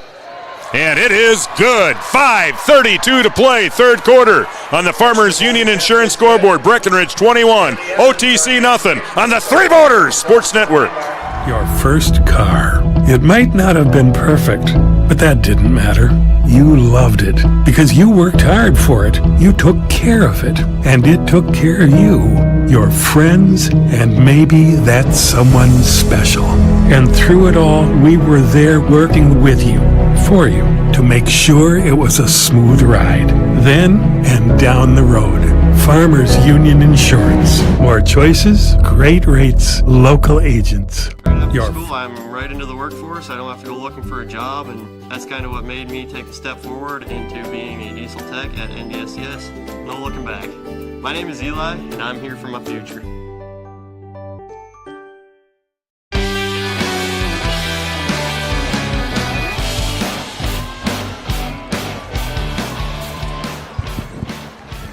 All right, Cowboy fans still buzzing about the big play by Bailey Evans. 25-yard interception return. Cowboys lead it 21-0. 40 on the kick. And the kick by Blofus, another low line driver. That'll go out of bounds at the 25-yard line. So we'll see what OTC elects to do. They can back him up 5 and kick it over again.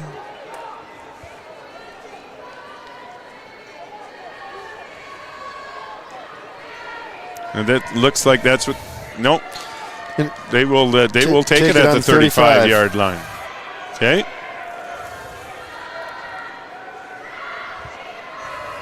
$5:32 to play third quarter. Again, the winner of this one will get Minneota or Lakeview. That game is kicking off here at 7 o'clock. We're coming up on 7 o'clock, so that game is going to kick off here in about 10 minutes in Alexandria.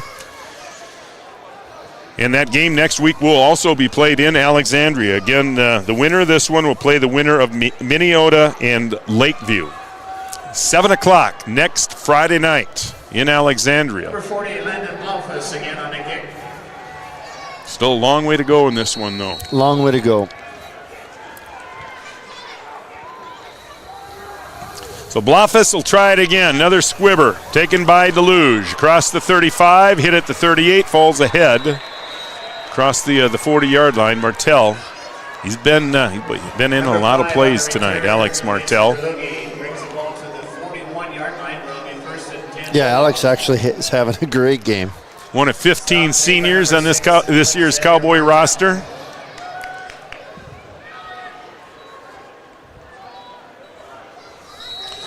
So 1st and 10 for the Bulldogs, and if they're going to stay in this one, you kind of feel they need to score right here, trailing 21-0.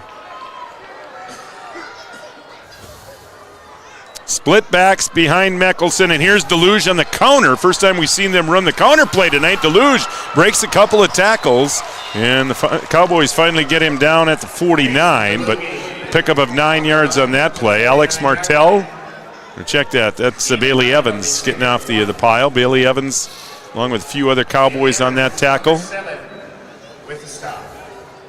Well, we've seen OTC move the football. They've moved the football between the 20s, but they just have not been able to cash in, and have not been real disciplined with the football. Have not taken good care of the football, putting it on the ground 6 times here. Right. I mean, the turnovers have killed them, but it's not just the 6 times they put it on the ground. It's it's a loss of down and yardage too. It's almost like a penalty, right? So there's down and distance with every one of those. So those are drive killers. Short gain, but enough for a first down. So the Bulldogs into Cowboy territory, and they've been into Cowboy territory a number of times here this evening, but still no points to show for it. Meckelson will throw on first down, looking over the middle of the field, and he's got his man. Boy, he throws a nice ball. Yep. In between defenders, that's Blado that time, and it's good for another first down. 14 on that play. Good for a first down. You can kind of see how dangerous this team is capable of being through the air. The turnovers have killed them. 3 interceptions tonight and a fumble. And again, they put the ball on the ground, and they've recovered 5 of their fumbles. Here's Hammer on the outside. There has to be a hold on Yep. Sanchez. Yep. Was held number 13 on the corner. Yep. That's coming back. So that'll be a spot foul from the 30. So this will back it, well, from the 28. So this will back it to the 38. Boy, that's a big play there. A lot more penalties here in the second half. Pretty clean first half, but there's been some flags thrown here. Yeah, that one was an obvious one. I mean, he literally tackled him. So back to the 38. The First and 17 now. For the Cowboys.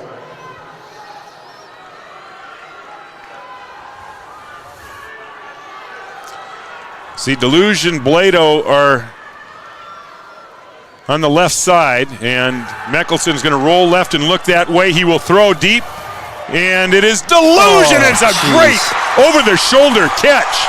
We had good coverage on it, Oh, too. my gosh, that was you won't see a better catch at the high school level than that one. That looked like it was well overthrown, and yeah, there was great coverage back there. Drulo just kind of gave up. He just kind of gave up on it. Oh, that was a fantastic catch. But that's what this team is capable of. Now, OTC's got an injured player. I'm not sure who it is. It's not the quarterback, is it? It might be. I think it is Meckelson. So he was hit as he threw. Yeah, and it ended up being an absolutely perfect pass. Like you mentioned, that was really good coverage back there by Drulo.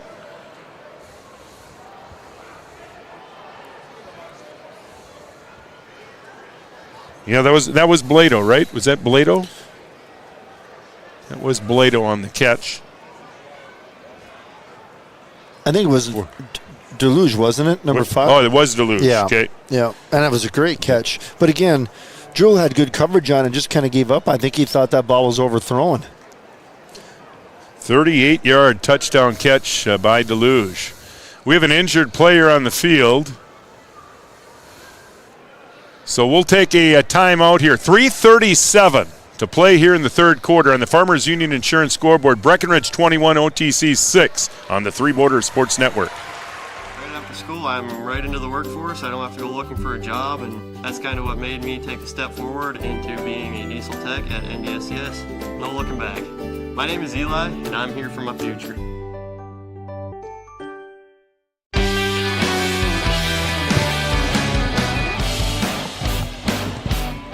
There's been some momentum swings in this third quarter, hasn't there? Huge.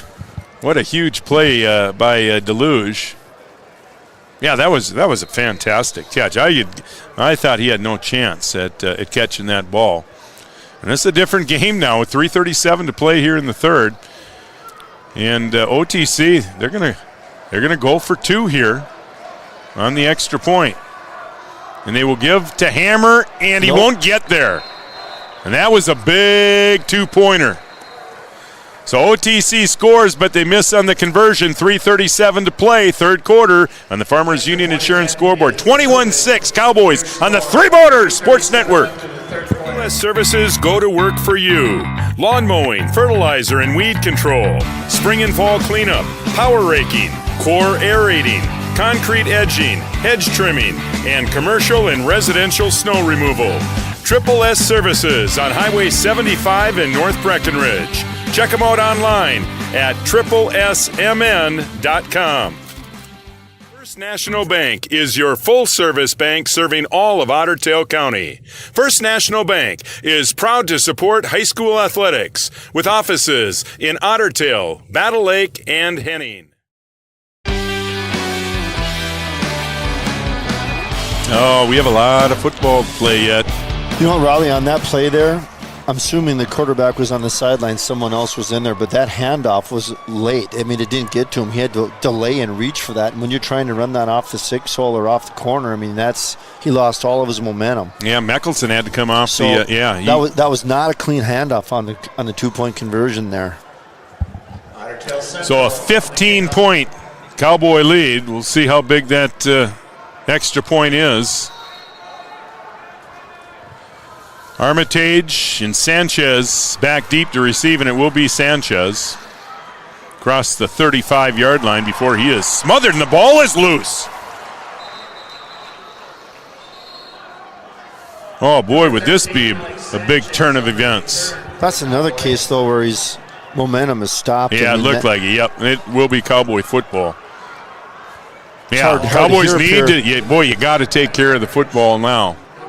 And we've had another momentum swing now. There's been a lot of momentum swings here in the first 9 minutes of this third quarter. But it's everything you'd expected this game to be. You know, just great football game. Both teams more than capable of scoring on any play. Yeah, so evenly matched. Evenly matched. Both teams 7-3. Both teams lost to Pelican and Frazee. 1 point game in the head-to-head competition in the season opener. And it just, this one just has a feel that it could go down to the wire. Here's Gavin Peterson again. Gavin, over 60 yards rushing now. Again, Cam Nito approaching 100. Cowboys ran for nearly 300 yards in that season opener against OTC. They're on pace for about 300 again tonight. Under 3 to play in the third. Evans to Nito. Nito, some nifty footwork, and now puts his head down and gets a few extra yards at the end of that run, up to the 49-yard line, and that's a Cowboy first down. And that's what Cowboys do best. Still haven't thrown the football. Offensive line is still creating opportunities for our defensive backs, and like I said, none of those guys go down. You're not going to arm tackle any of them. You know, they're all going to get a yard or two. They're all going to fall forward, so that's just vintage Cowboy football right there. It'd be so tempting to throw right now. As much success as the Cowboys have had running the football, the play action, but it's so, you know, these playoffs, there's just no reason to throw the football when you've been running it as successfully as the Cowboys have. I mean, it's one thing to put 9 guys in the box, and they know what we're doing. We're not tricking anybody, right? We're just physically better than them at the line of scrimmage, and you know we got a bunch of big backs that can pick up a couple yards on their own, and when you can do that and pick up 4 or 5 yards of play. Yeah, Cowboys have won the battle up front on both sides of the football, offensively and defensively. Two guys in motion, flagged down. Yep. And Bailey, first time he's been able to get outside, but this is coming back. And those are the penalties that, you know, again, pre-snap penalties that are killers, because now we got a hurt player or two over on the sideline on a dead ball. Whistle was blown before the ball was even snapped. But when you're running the football 4 or 5 yards a crack, I mean, it's tough to make up for those 5-yard penalties. All right, good to see the injured player up. Zane Mickelson, I believe. It is Zane. Another one of the Cowboy seniors. All right, 1:43 to play. Another penalty on the Cowboys. This is not very clean first half in terms of penalties, but that has not been the case. We've seen more penalties in this quarter than we've seen in the previous 2 games combined. So that moves it back into Cowboy territory at the 49, 2nd and 11.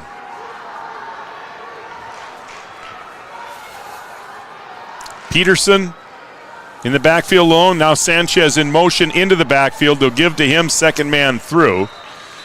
Couple of yards over the right side to the Bulldog 48-yard line. Big third down play here. Maybe in 4-down territory, maybe if you're able to pick up 4 or 5 yards here. Another injured player for OTC. Looks like a shoulder or a collarbone.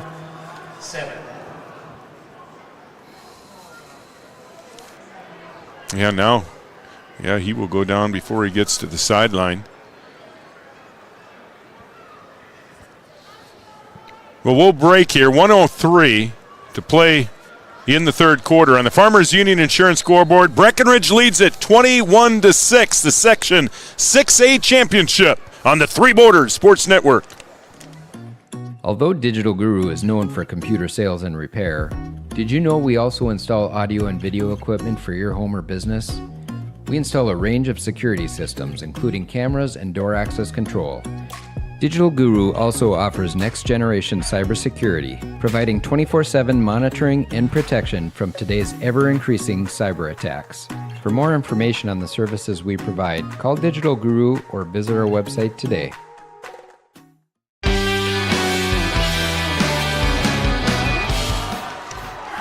All right, big third down play for the Cowboys, and they'll go right up the middle with Peterson, and he is stuffed right at the line of scrimmage, maybe a yard on the play, and that is it.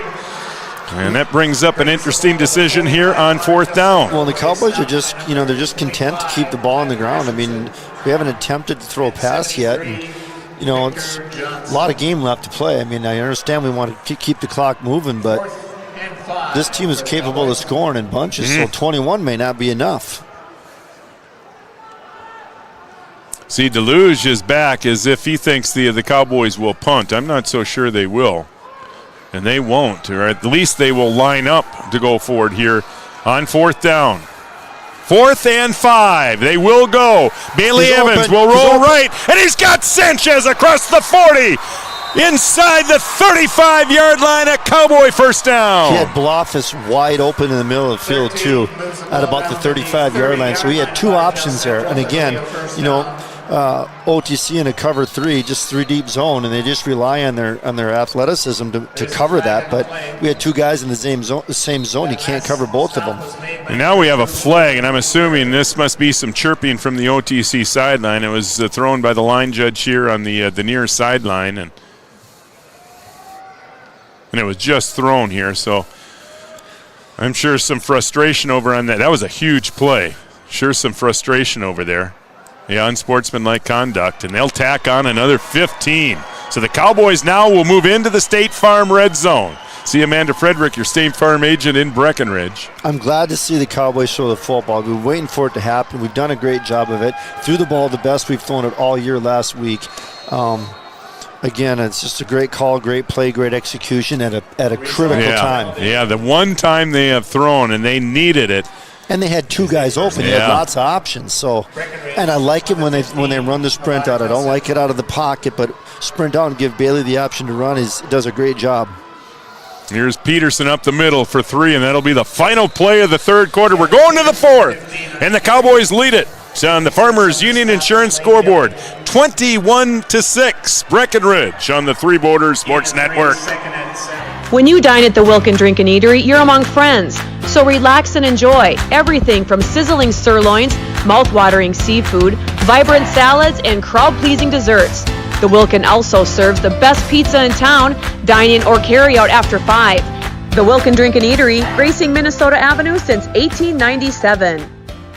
Somerville Electric is proud to support Cowboy and Cowgirl athletics. Somerville Electric provides quality electric service in Wahpeton, Breckenridge, and the greater Red River Valley. Your most trusted electrician can provide residential, commercial, industrial, agricultural, and utility services. If you have any questions or would like more information, call 643-3435 or visit Somerville. Must be.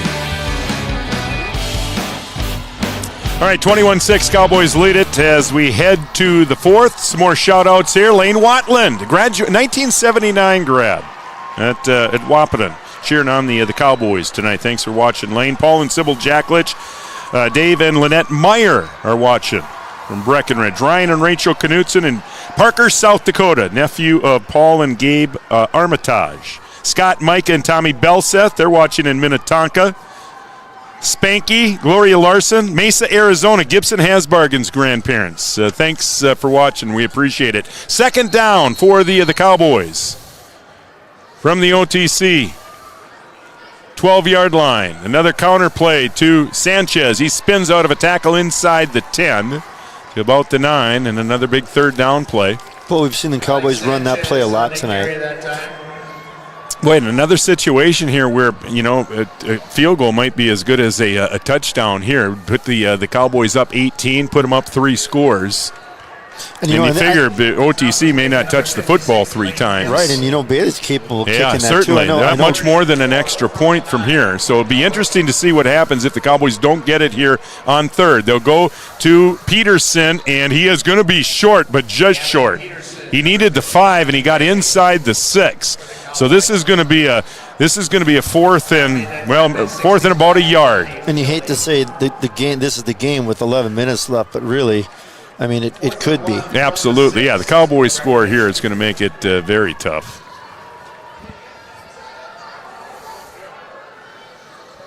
And they will go for it here on 4th down. A lot of options. Well, the Cowboys have already converted a big 4th on this drive. Another one here. 4th and a yard. And it is Peterson up the middle, and Gavin enough for the first down. You know, you got to go with what got you here. And again, if you can stop Peterson, for less than a yard, all the more power to you, because not very many people have this year. And again, it's no secret who's going to get the ball and what we're going to run, but they still can't stop it.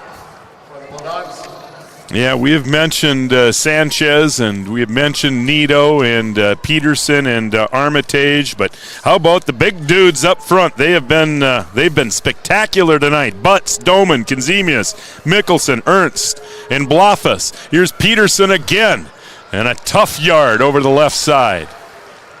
Gavin Peterson again on the carry. So 2nd and goal now from the 1. And the clock just continues to tick. As long as we get the ball in the end zone, if it takes us 3 downs to do it, that's fine, because it just eats up more clock. You'll mark it at the 2-yard line. A couple more shout-outs here. Ben Gunmanson, Little Ronnie. They're watching in New York Mills. Thanks for watching. We appreciate it. Jan and Joan Votz, thanks for listening. Brad and Angie Kenzemius, another one of our teammates. Thanks for listening, Brad. Amber is watching in Breckenridge. There's a watch party going on at Snyder's. Here's Peterson up the middle, and no sign yet. Looks like he's short. They're going to mark him just inches short. Maybe half a football. See Jason and Summer Schuler. Thanks for watching, Shu. Rezax and the Canavellos, they're at that Snyder's party. I'm sure things are getting wild over there. Yeah, lots to cheer about for Cowboy fans. Yeah, this would be the dagger if they could get in here as we approach 9 minutes to play. 3rd and goal, just inches away from the goal line. And Cowboys going to have to hurry here. Play clock down to 8. Well, the Cowboys don't seem to be in any hurry. Get ready to now then Bailey is just going to take it up the middle. I think he's in. Wait, no sign yet. Yeah, there it is. There it is. Bailey Evans, a 1-yard touchdown sneak, and the Cowboys lead it 27-6. And Cowboy fans breathing a little easier now. Yep, that was a big touchdown. Took up a lot of time, put points on the board. If you're OTC right now, you almost got to be thinking 2-minute offense, right? I mean, you don't have time to huddle. You're not going to need the ball back that many times. Yeah, right. So you got to score quick. Yeah, turnovers tonight. Boy, the one that really turned it over when the momentum seemed to be swinging. The Bailey Evans interception return for a touchdown. That really swung it. So OTC was throwing the football effectively here in the second half. Low line drive kick, but it's right down the middle. And the Cowboys lead by 22, 8:53 to play here in the football game. On the Farmers Union Insurance scoreboard, Breckenridge 28, OTC 6 on the Three Borders Sports Network. Thrivent and Will Ulick provides clarity for where you are today, confidence for where you go tomorrow. Thrivent combines financial expertise with purpose-based planning to help you with where you are today and where you want to be tomorrow. At Thrivent, Will Ulick can help you address a variety of complex subjects to meet your unique wealth management needs, from retirement planning to investment management and estate planning. Thrivent, what are you invested in? Thrive with purpose. Thrivent and Will Ulick supports all area sports teams and wishes them the best of luck.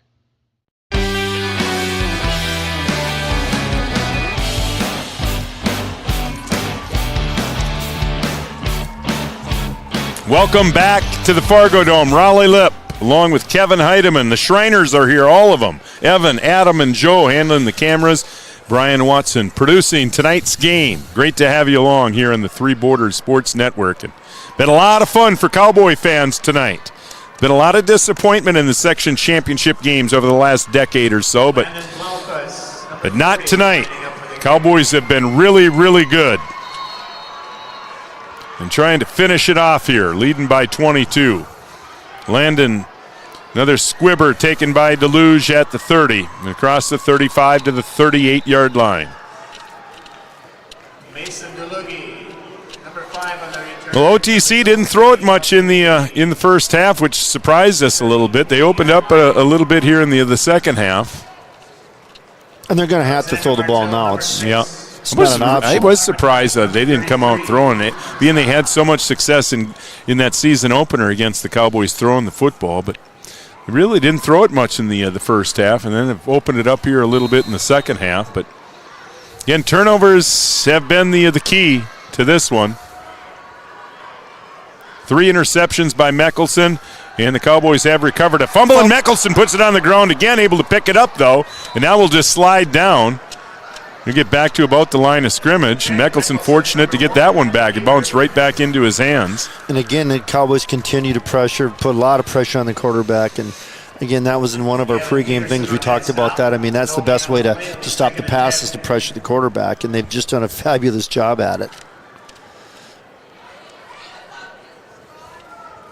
See, Minneota and Lakeview have kicked off in Alexandria. Cowboys will get the winner of that one next Friday night at 7 o'clock if they can hold on and win here. Meckelson pressured again, and he will be brought down, Alex Martell. Everything going the Cowboys' way now. But again, you know what? Cowboys just had a great game plan coming into this game, and they've just executed it perfectly. Remember, the Cowboys came into the playoffs as a number 5 seed, and it just doesn't happen in Minnesota's playoff system very often, where a number 5 seed and wins a section at any level, right. in any class. Right. But again, yeah, the QRF. Well, we still haven't figured that QRF out. But yeah, the Cowboys a very good number 5 seed, and they're showing it. Maybe that's the chip. Maybe that was the chip on the shoulder coming into the playoffs, because I think this is the best 3-game stretch that they've had all season long. All season. And they've been getting better every week. I mean, here's the thing. Cowboys were playing the best football of the year at the end of the season. OTC lost their last regular 2-season games, one of them to Parker's, who Cowboys defeated handily. So, I mean, Cowboys definitely, and then of course when we talked in the pregame about all of the things that were different, all of them favored the Cowboys. So not surprising that the score is what it is here. So 4th down, and OTC will at least line up to punt, and they will punt it away in a high kick. And Nito is back there, and he'll just let it go. It'll take a OTC bounce. It will roll dead at the 33, and the Cowboys will take over 1st and 10 with 6:32 to play. 36-yard punt, no return. Raleigh had touchdown club this morning. I was talking to Freddie, and I told him, Cowboys by at least 2 scores. We talked about it on the way up here. Cowboys favored by at least 2 scores, and it's for all the reasons that we talked about. I mean, this is the best the Cowboys have played, and it's not just the lack of penalties, the discipline, their game plan, but you know what, their coaching staffs, they got a lot of young guys. We'll have to give a shout out to those guys, because they've done a fabulous job of preparing them. Of course, having Cam back helped a lot, and those guys, Blado not being healthy plays kind of a big role. So there's a lot of different things, and all of those things favored the Cowboys tonight. Yeah, what a weapon to get back just in time. Right. But talking about Cam Nito. Well, you talk about the lack of penalties and all the different things. I mean, a lot of that comes down to coaching and being prepared. And Cowboys got a lot of young guys. So 2nd and 6. Evans turns and gives to Nito, and he slipped on the cut, where there would have been a violent collision at about the 44-yard line, because he was getting up to a full head of steam. He was. And just to give a shout out to some of these guys behind the scene, they looked at film going back not just this year but last year, but guys like Easton Urbis, Brett grad, Michael McCall, Wap grad, Jordan Christensen, another Brett grad, Carson Yagi, another Brett grad. I mean, these are all young guys that are like, young football minds. I mean, they've done just a great job of, helping these guys get prepared. Yeah, that is nice, isn't it? I think the players really appreciate having some young guys that have went through the program on the coaching staff. Here's Nito again. He turns the quarter across midfield into Bulldog territory down to the 44-yard line. Cam now approaching 150 yards. Cowboys over 300 yards rushing tonight. Cowboys came in averaging well over 300 yards a game rushing. So the play is a 1st down. But, some of those things are subtle, and, you just talk about the Cowboys are playing well and they're prepared and, lack less penalties than normal. I mean, all that stuff comes down to just, really good coaching. And so Cowboys are hitting on all cylinders right now. 1st and 10 from the Bulldog 44. Gavin Peterson rumbling ahead to about the 41-yard line. A few more shout-outs here. The Overmos and Wallaces are watching. We appreciate that. The Feddersons have the Three Borders Sports Network tuned in. And Amber Meyer also watching in Breckenridge. Amber, thanks for watching. We appreciate it. We have time for a few more shout-outs. We always like to know who's watching and where. You can text 701-640-2619. We'd love to shout you out here on the Three Borders Sports Network. Cowboys heading to the state tournament. How about that? Here's Armitage over the right side. Only a few carries for Paul Armitage tonight with Cam back in the lineup, but what a playoff he has had in those first 2 games at Monaga and at New York Mills. He was a stud in both of those games. Yeah, they got so many weapons. I mean, it's hard to stop one guy. It's hard to key on one guy. And, of course, Paul will be around for a couple more years, just a sophomore. Boy, what a great playoff run it has been for the Cowboys as we wind her down here. 3.5 minutes to play. Bailey Evans will give to Cam Neto, and Cam will get to the corner across the 25 and finally brought down at the 20-yard line. And now would be a good time to put Cam on the bench. Yep, I think so. We've seen what can happen, with Pelican Rapids late in the season. Yeah, and the Cowboys, there goes Cam. Gavin also heading to the sideline. Yep, especially with, the fact he's had a couple concussions. You're just so much more susceptible to another one if you've had one. So good time for Cam to sit down. That was a nice open field tackle, that time by Chris Froning, junior for OTC. Cam is not one of the easiest guys to bring down in the open field when he has a full head of steam going. Here's Paul Armitage again, and Paul will try to get to the edge, and he breaks through an arm tackle, and what a great effort to the 15-yard line. That was just a 5-yard run, but that was a great 5-yard run because it looked like he had no chance of getting to the edge. Well, and he was smart. He stayed in bounds to keep the clock running. So the Cowboys will know their opponent next Friday night, sometime here in the next hour or so. That Minneota Lakeview game, I suppose, is about through the first quarter by now. That game being played in Alexandria. They kicked off at 7 o'clock. First round of the state playoffs start next Friday, and the Cowboys will be back into the state playoffs for the first time since 2008. Remember, they did win the section in 2020, the COVID-shortened season. Oh, that's a late. Yeah, things getting chippy down there now. Don't like to see that. Yeah.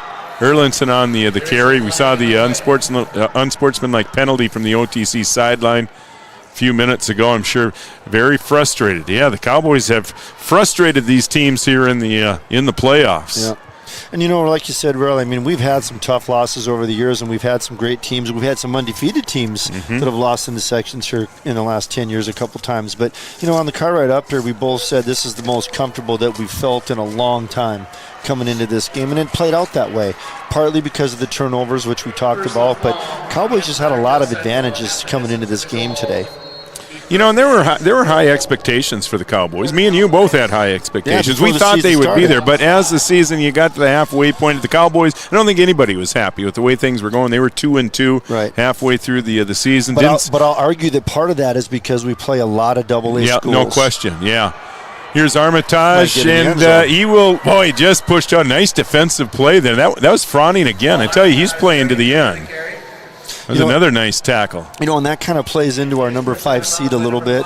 Well, and that technically we were the number 3 seed in QRF. If they didn't change the way they handled the tiebreaker this year, they made a change in how they do that. But we were the 3 seed. But again, 5 of our games are 2A and 3A schools. If we played a single A school schedule, I don't think we'd be the 5 seed. Yeah, well, I'm with you. Coming up on a minute to play now. Cowboys knocking on the door again. Evans to Sanchez and Alex. Sanchez. will get his first touchdown of the game. For the touchdown. Boy, he's been good too in the playoffs. Using him a little bit more, I think, the last few weeks than they used him earlier in the season. Just strong, physical kids, athletic. So the Cowboys lead it 34-6. And again, as good as as comfortable as we felt coming up here, thinking the Cowboys had a good chance to win, this even surprises me. But again, turnovers, you can't turn it over as much as OTC did and expect to stay in a championship game. But yeah, this surprises me a little bit. Cowboys really having a lot of fun, right? They just look like they're having a lot of fun. Well, winning is a lot of fun. Evans' extra point is up. This one is wide to the right, so the extra point fails, but the Cowboys tack on. Your score on the Farmers Union Insurance scoreboard: Breckenridge 34, OTC 6 on the Three Borders Sports Network. Your first car. It might not have been perfect, but that didn't matter. You loved it because you worked hard for it. You took care of it, and it took care of you, your friends, and maybe that someone special. And through it all, we were there working with you, for you, to make sure it was a smooth ride. Then and down the road. Farmers Union Insurance. More choices, great rates, local agents. Been a fun night at the Fargo Dome if you're a Breckenridge Cowboy fan.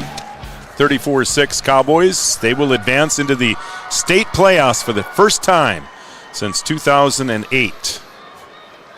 And again, I want to mention the Cowboys did win it a couple of years ago in 2020, the COVID-shortened year, but there was no state playoff that year. I mean, it really wasn't even much of a playoff. No. It was kind of a one-game deal, but that might have been one of the best teams the Cowboys had in years. I mean, we had a legitimate chance to win the whole thing that year. Yeah. That would have been one of the best baseball teams that we had in maybe ever, too, and we didn't even have a season, so I know that one really well. Here's another squibber taken by Deluge right up the middle of the field. Across the 35 to about look at Deluge still fighting for yards. Deluge, number 5 on the return. And Deluge, just a junior, he'll be back next year. OTC will be right in the thick of it again next year. They lose some key players, but they've got their quarterback back. Meckelson will be back. Deluge will be back. This is going to be they just got a nice program. They just have a nice history of football at OTC. So all kinds of exciting. It's been an exciting week at Breck High. Again, the Cowgirls played in Henning, the North Championship, Section 6A North Championship last night against Henning. Henning, a really good volleyball team. So they will move on to the Section Championship, which will be played tomorrow. But another great year for Margaret Wilson and the Breckenridge Cowgirls. Yeah, and talking about young coaches, Margaret Wilson, another one. Another Breck grad doing a great job. You must see the same thing in basketball with Jordan and Connor Yeage's going to coach. I think Jack Heidemann will be the freshman coach. All those guys, college, Breck grads. So it's nice to see some young guys doing and gals doing a great job. Yeah, it is nice to see kids that graduated from Breck get opportunities within the school system. Yeah, and in baseball, the same thing. Jack's his assistant coach, maybe the head coach this year, and Austin Ramos, with the younger guys, the Cowboy grads. So kind of in all sports, a lot of young guys doing really good job in our sports programs. All right, well, that looks like it's it. How about that? A section championship. The Breckenridge Cowboys are Section 6A champions. And again, they'll play next Friday night, 7 o'clock in Alexandria. We know that much. Now we just wait to see who they play, Minneota or Lakeview. Your final score on the Farmers Union Insurance scoreboard: Breckenridge 34, OTC 6. The Red River Grain postgame report is coming up next on the Three Borders Sports Network. No matter what each growing season brings, it starts with high-quality seed. For 4 generations, Thunder Seed has combined extensive experience in genetics with the latest innovations and technologies to provide corn and soybean product we proudly plant in our own fields. The result is product that is proven to bring great emergence, exceptional yields, outstanding agronomics, and most importantly, significant profitability. Thunder Seed, first in the field. When you dine at the Wilkin Drink and Eatery, you're among friends. So relax and enjoy everything from sizzling sirloins, mouth-watering seafood, vibrant salads, and crowd-pleasing desserts. The Wilkin also serves the best pizza in town. Dine in or carry out after 5. The Wilkin Drink and Eatery, gracing Minnesota Avenue since 1897. First National Bank is your full-service bank serving all of Otter Tail County. First National Bank is proud to support high school athletics with offices in Otter Tail, Battle Lake, and Henning.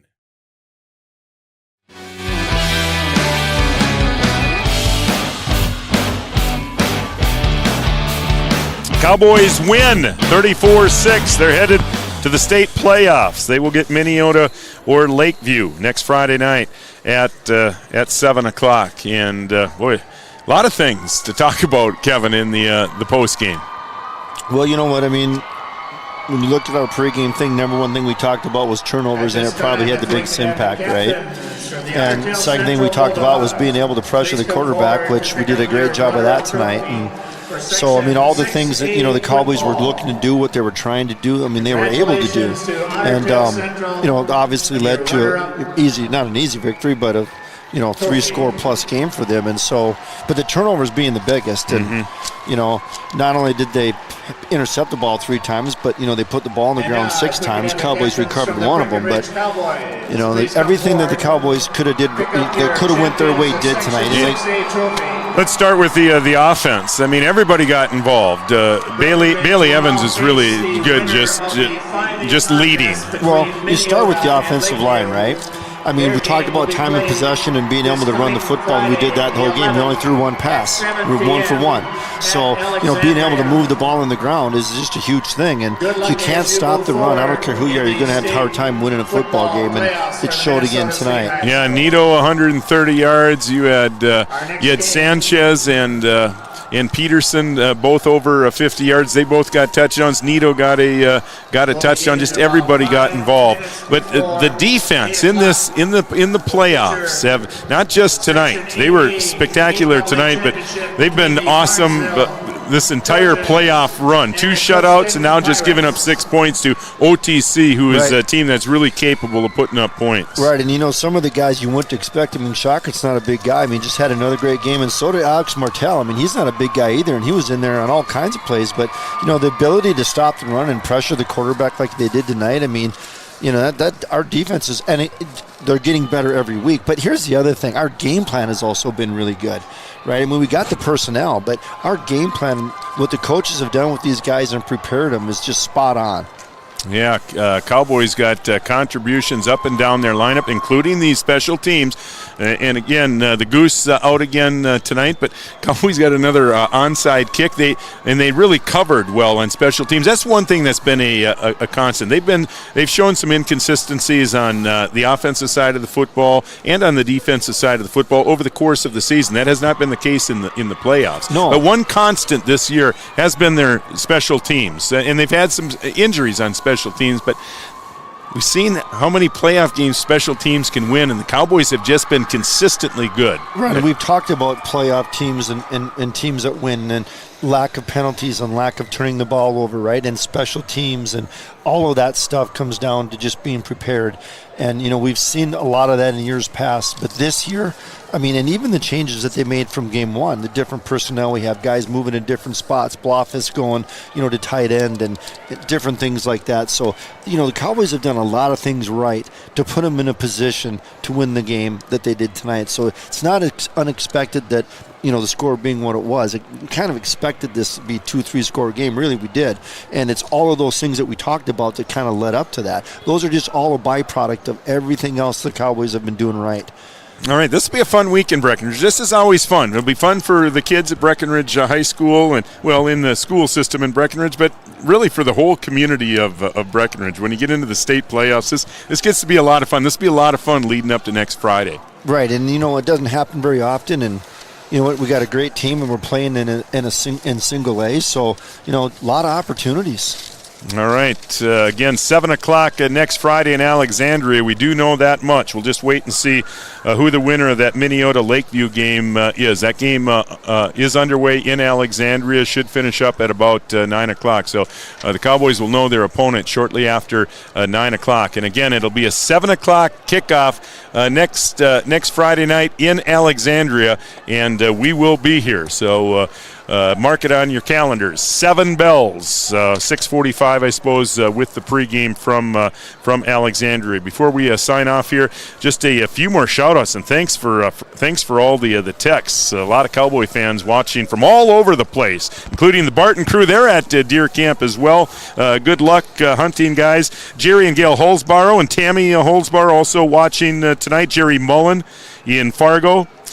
Sue J. in Underwood is watching the Three Borders Sports Network. Thanks, Sue. The Phillips and the Tolbert families, they had a big party in Breckenridge today. And Gary and Karen Mullen also watching on the Three Borders Sports Network. We appreciate it. And again, 7 o'clock next Friday night from Alexandria. Cowboys versus either Minneota or Lakeview. All right, Kevin, that was a lot of fun. They have a Taco Bell in Alexandria, too. So we'll hit that one next Friday before the game. All right, that was a lot of fun. Thanks. Raleigh, I have not gotten word yet if we can go to that game or not yet. It has not been confirmed. Okay. We're still checking. All right, thanks, Joe. Sure yep. So keep check our web. Always check our website for schedule 3bordersportsnetwork.com, and if you want any advertising information, you can find that on our website as well. 3 Borders Sports Network. That's going to do it, huh? From the Fargo Dome, along with Kevin Heidemann and the whole Shriner crew, Evan, Adam, and Joe, Brian Watson producing tonight's game. From all of us at the 3 Borders Sports Network, have a great weekend, everybody.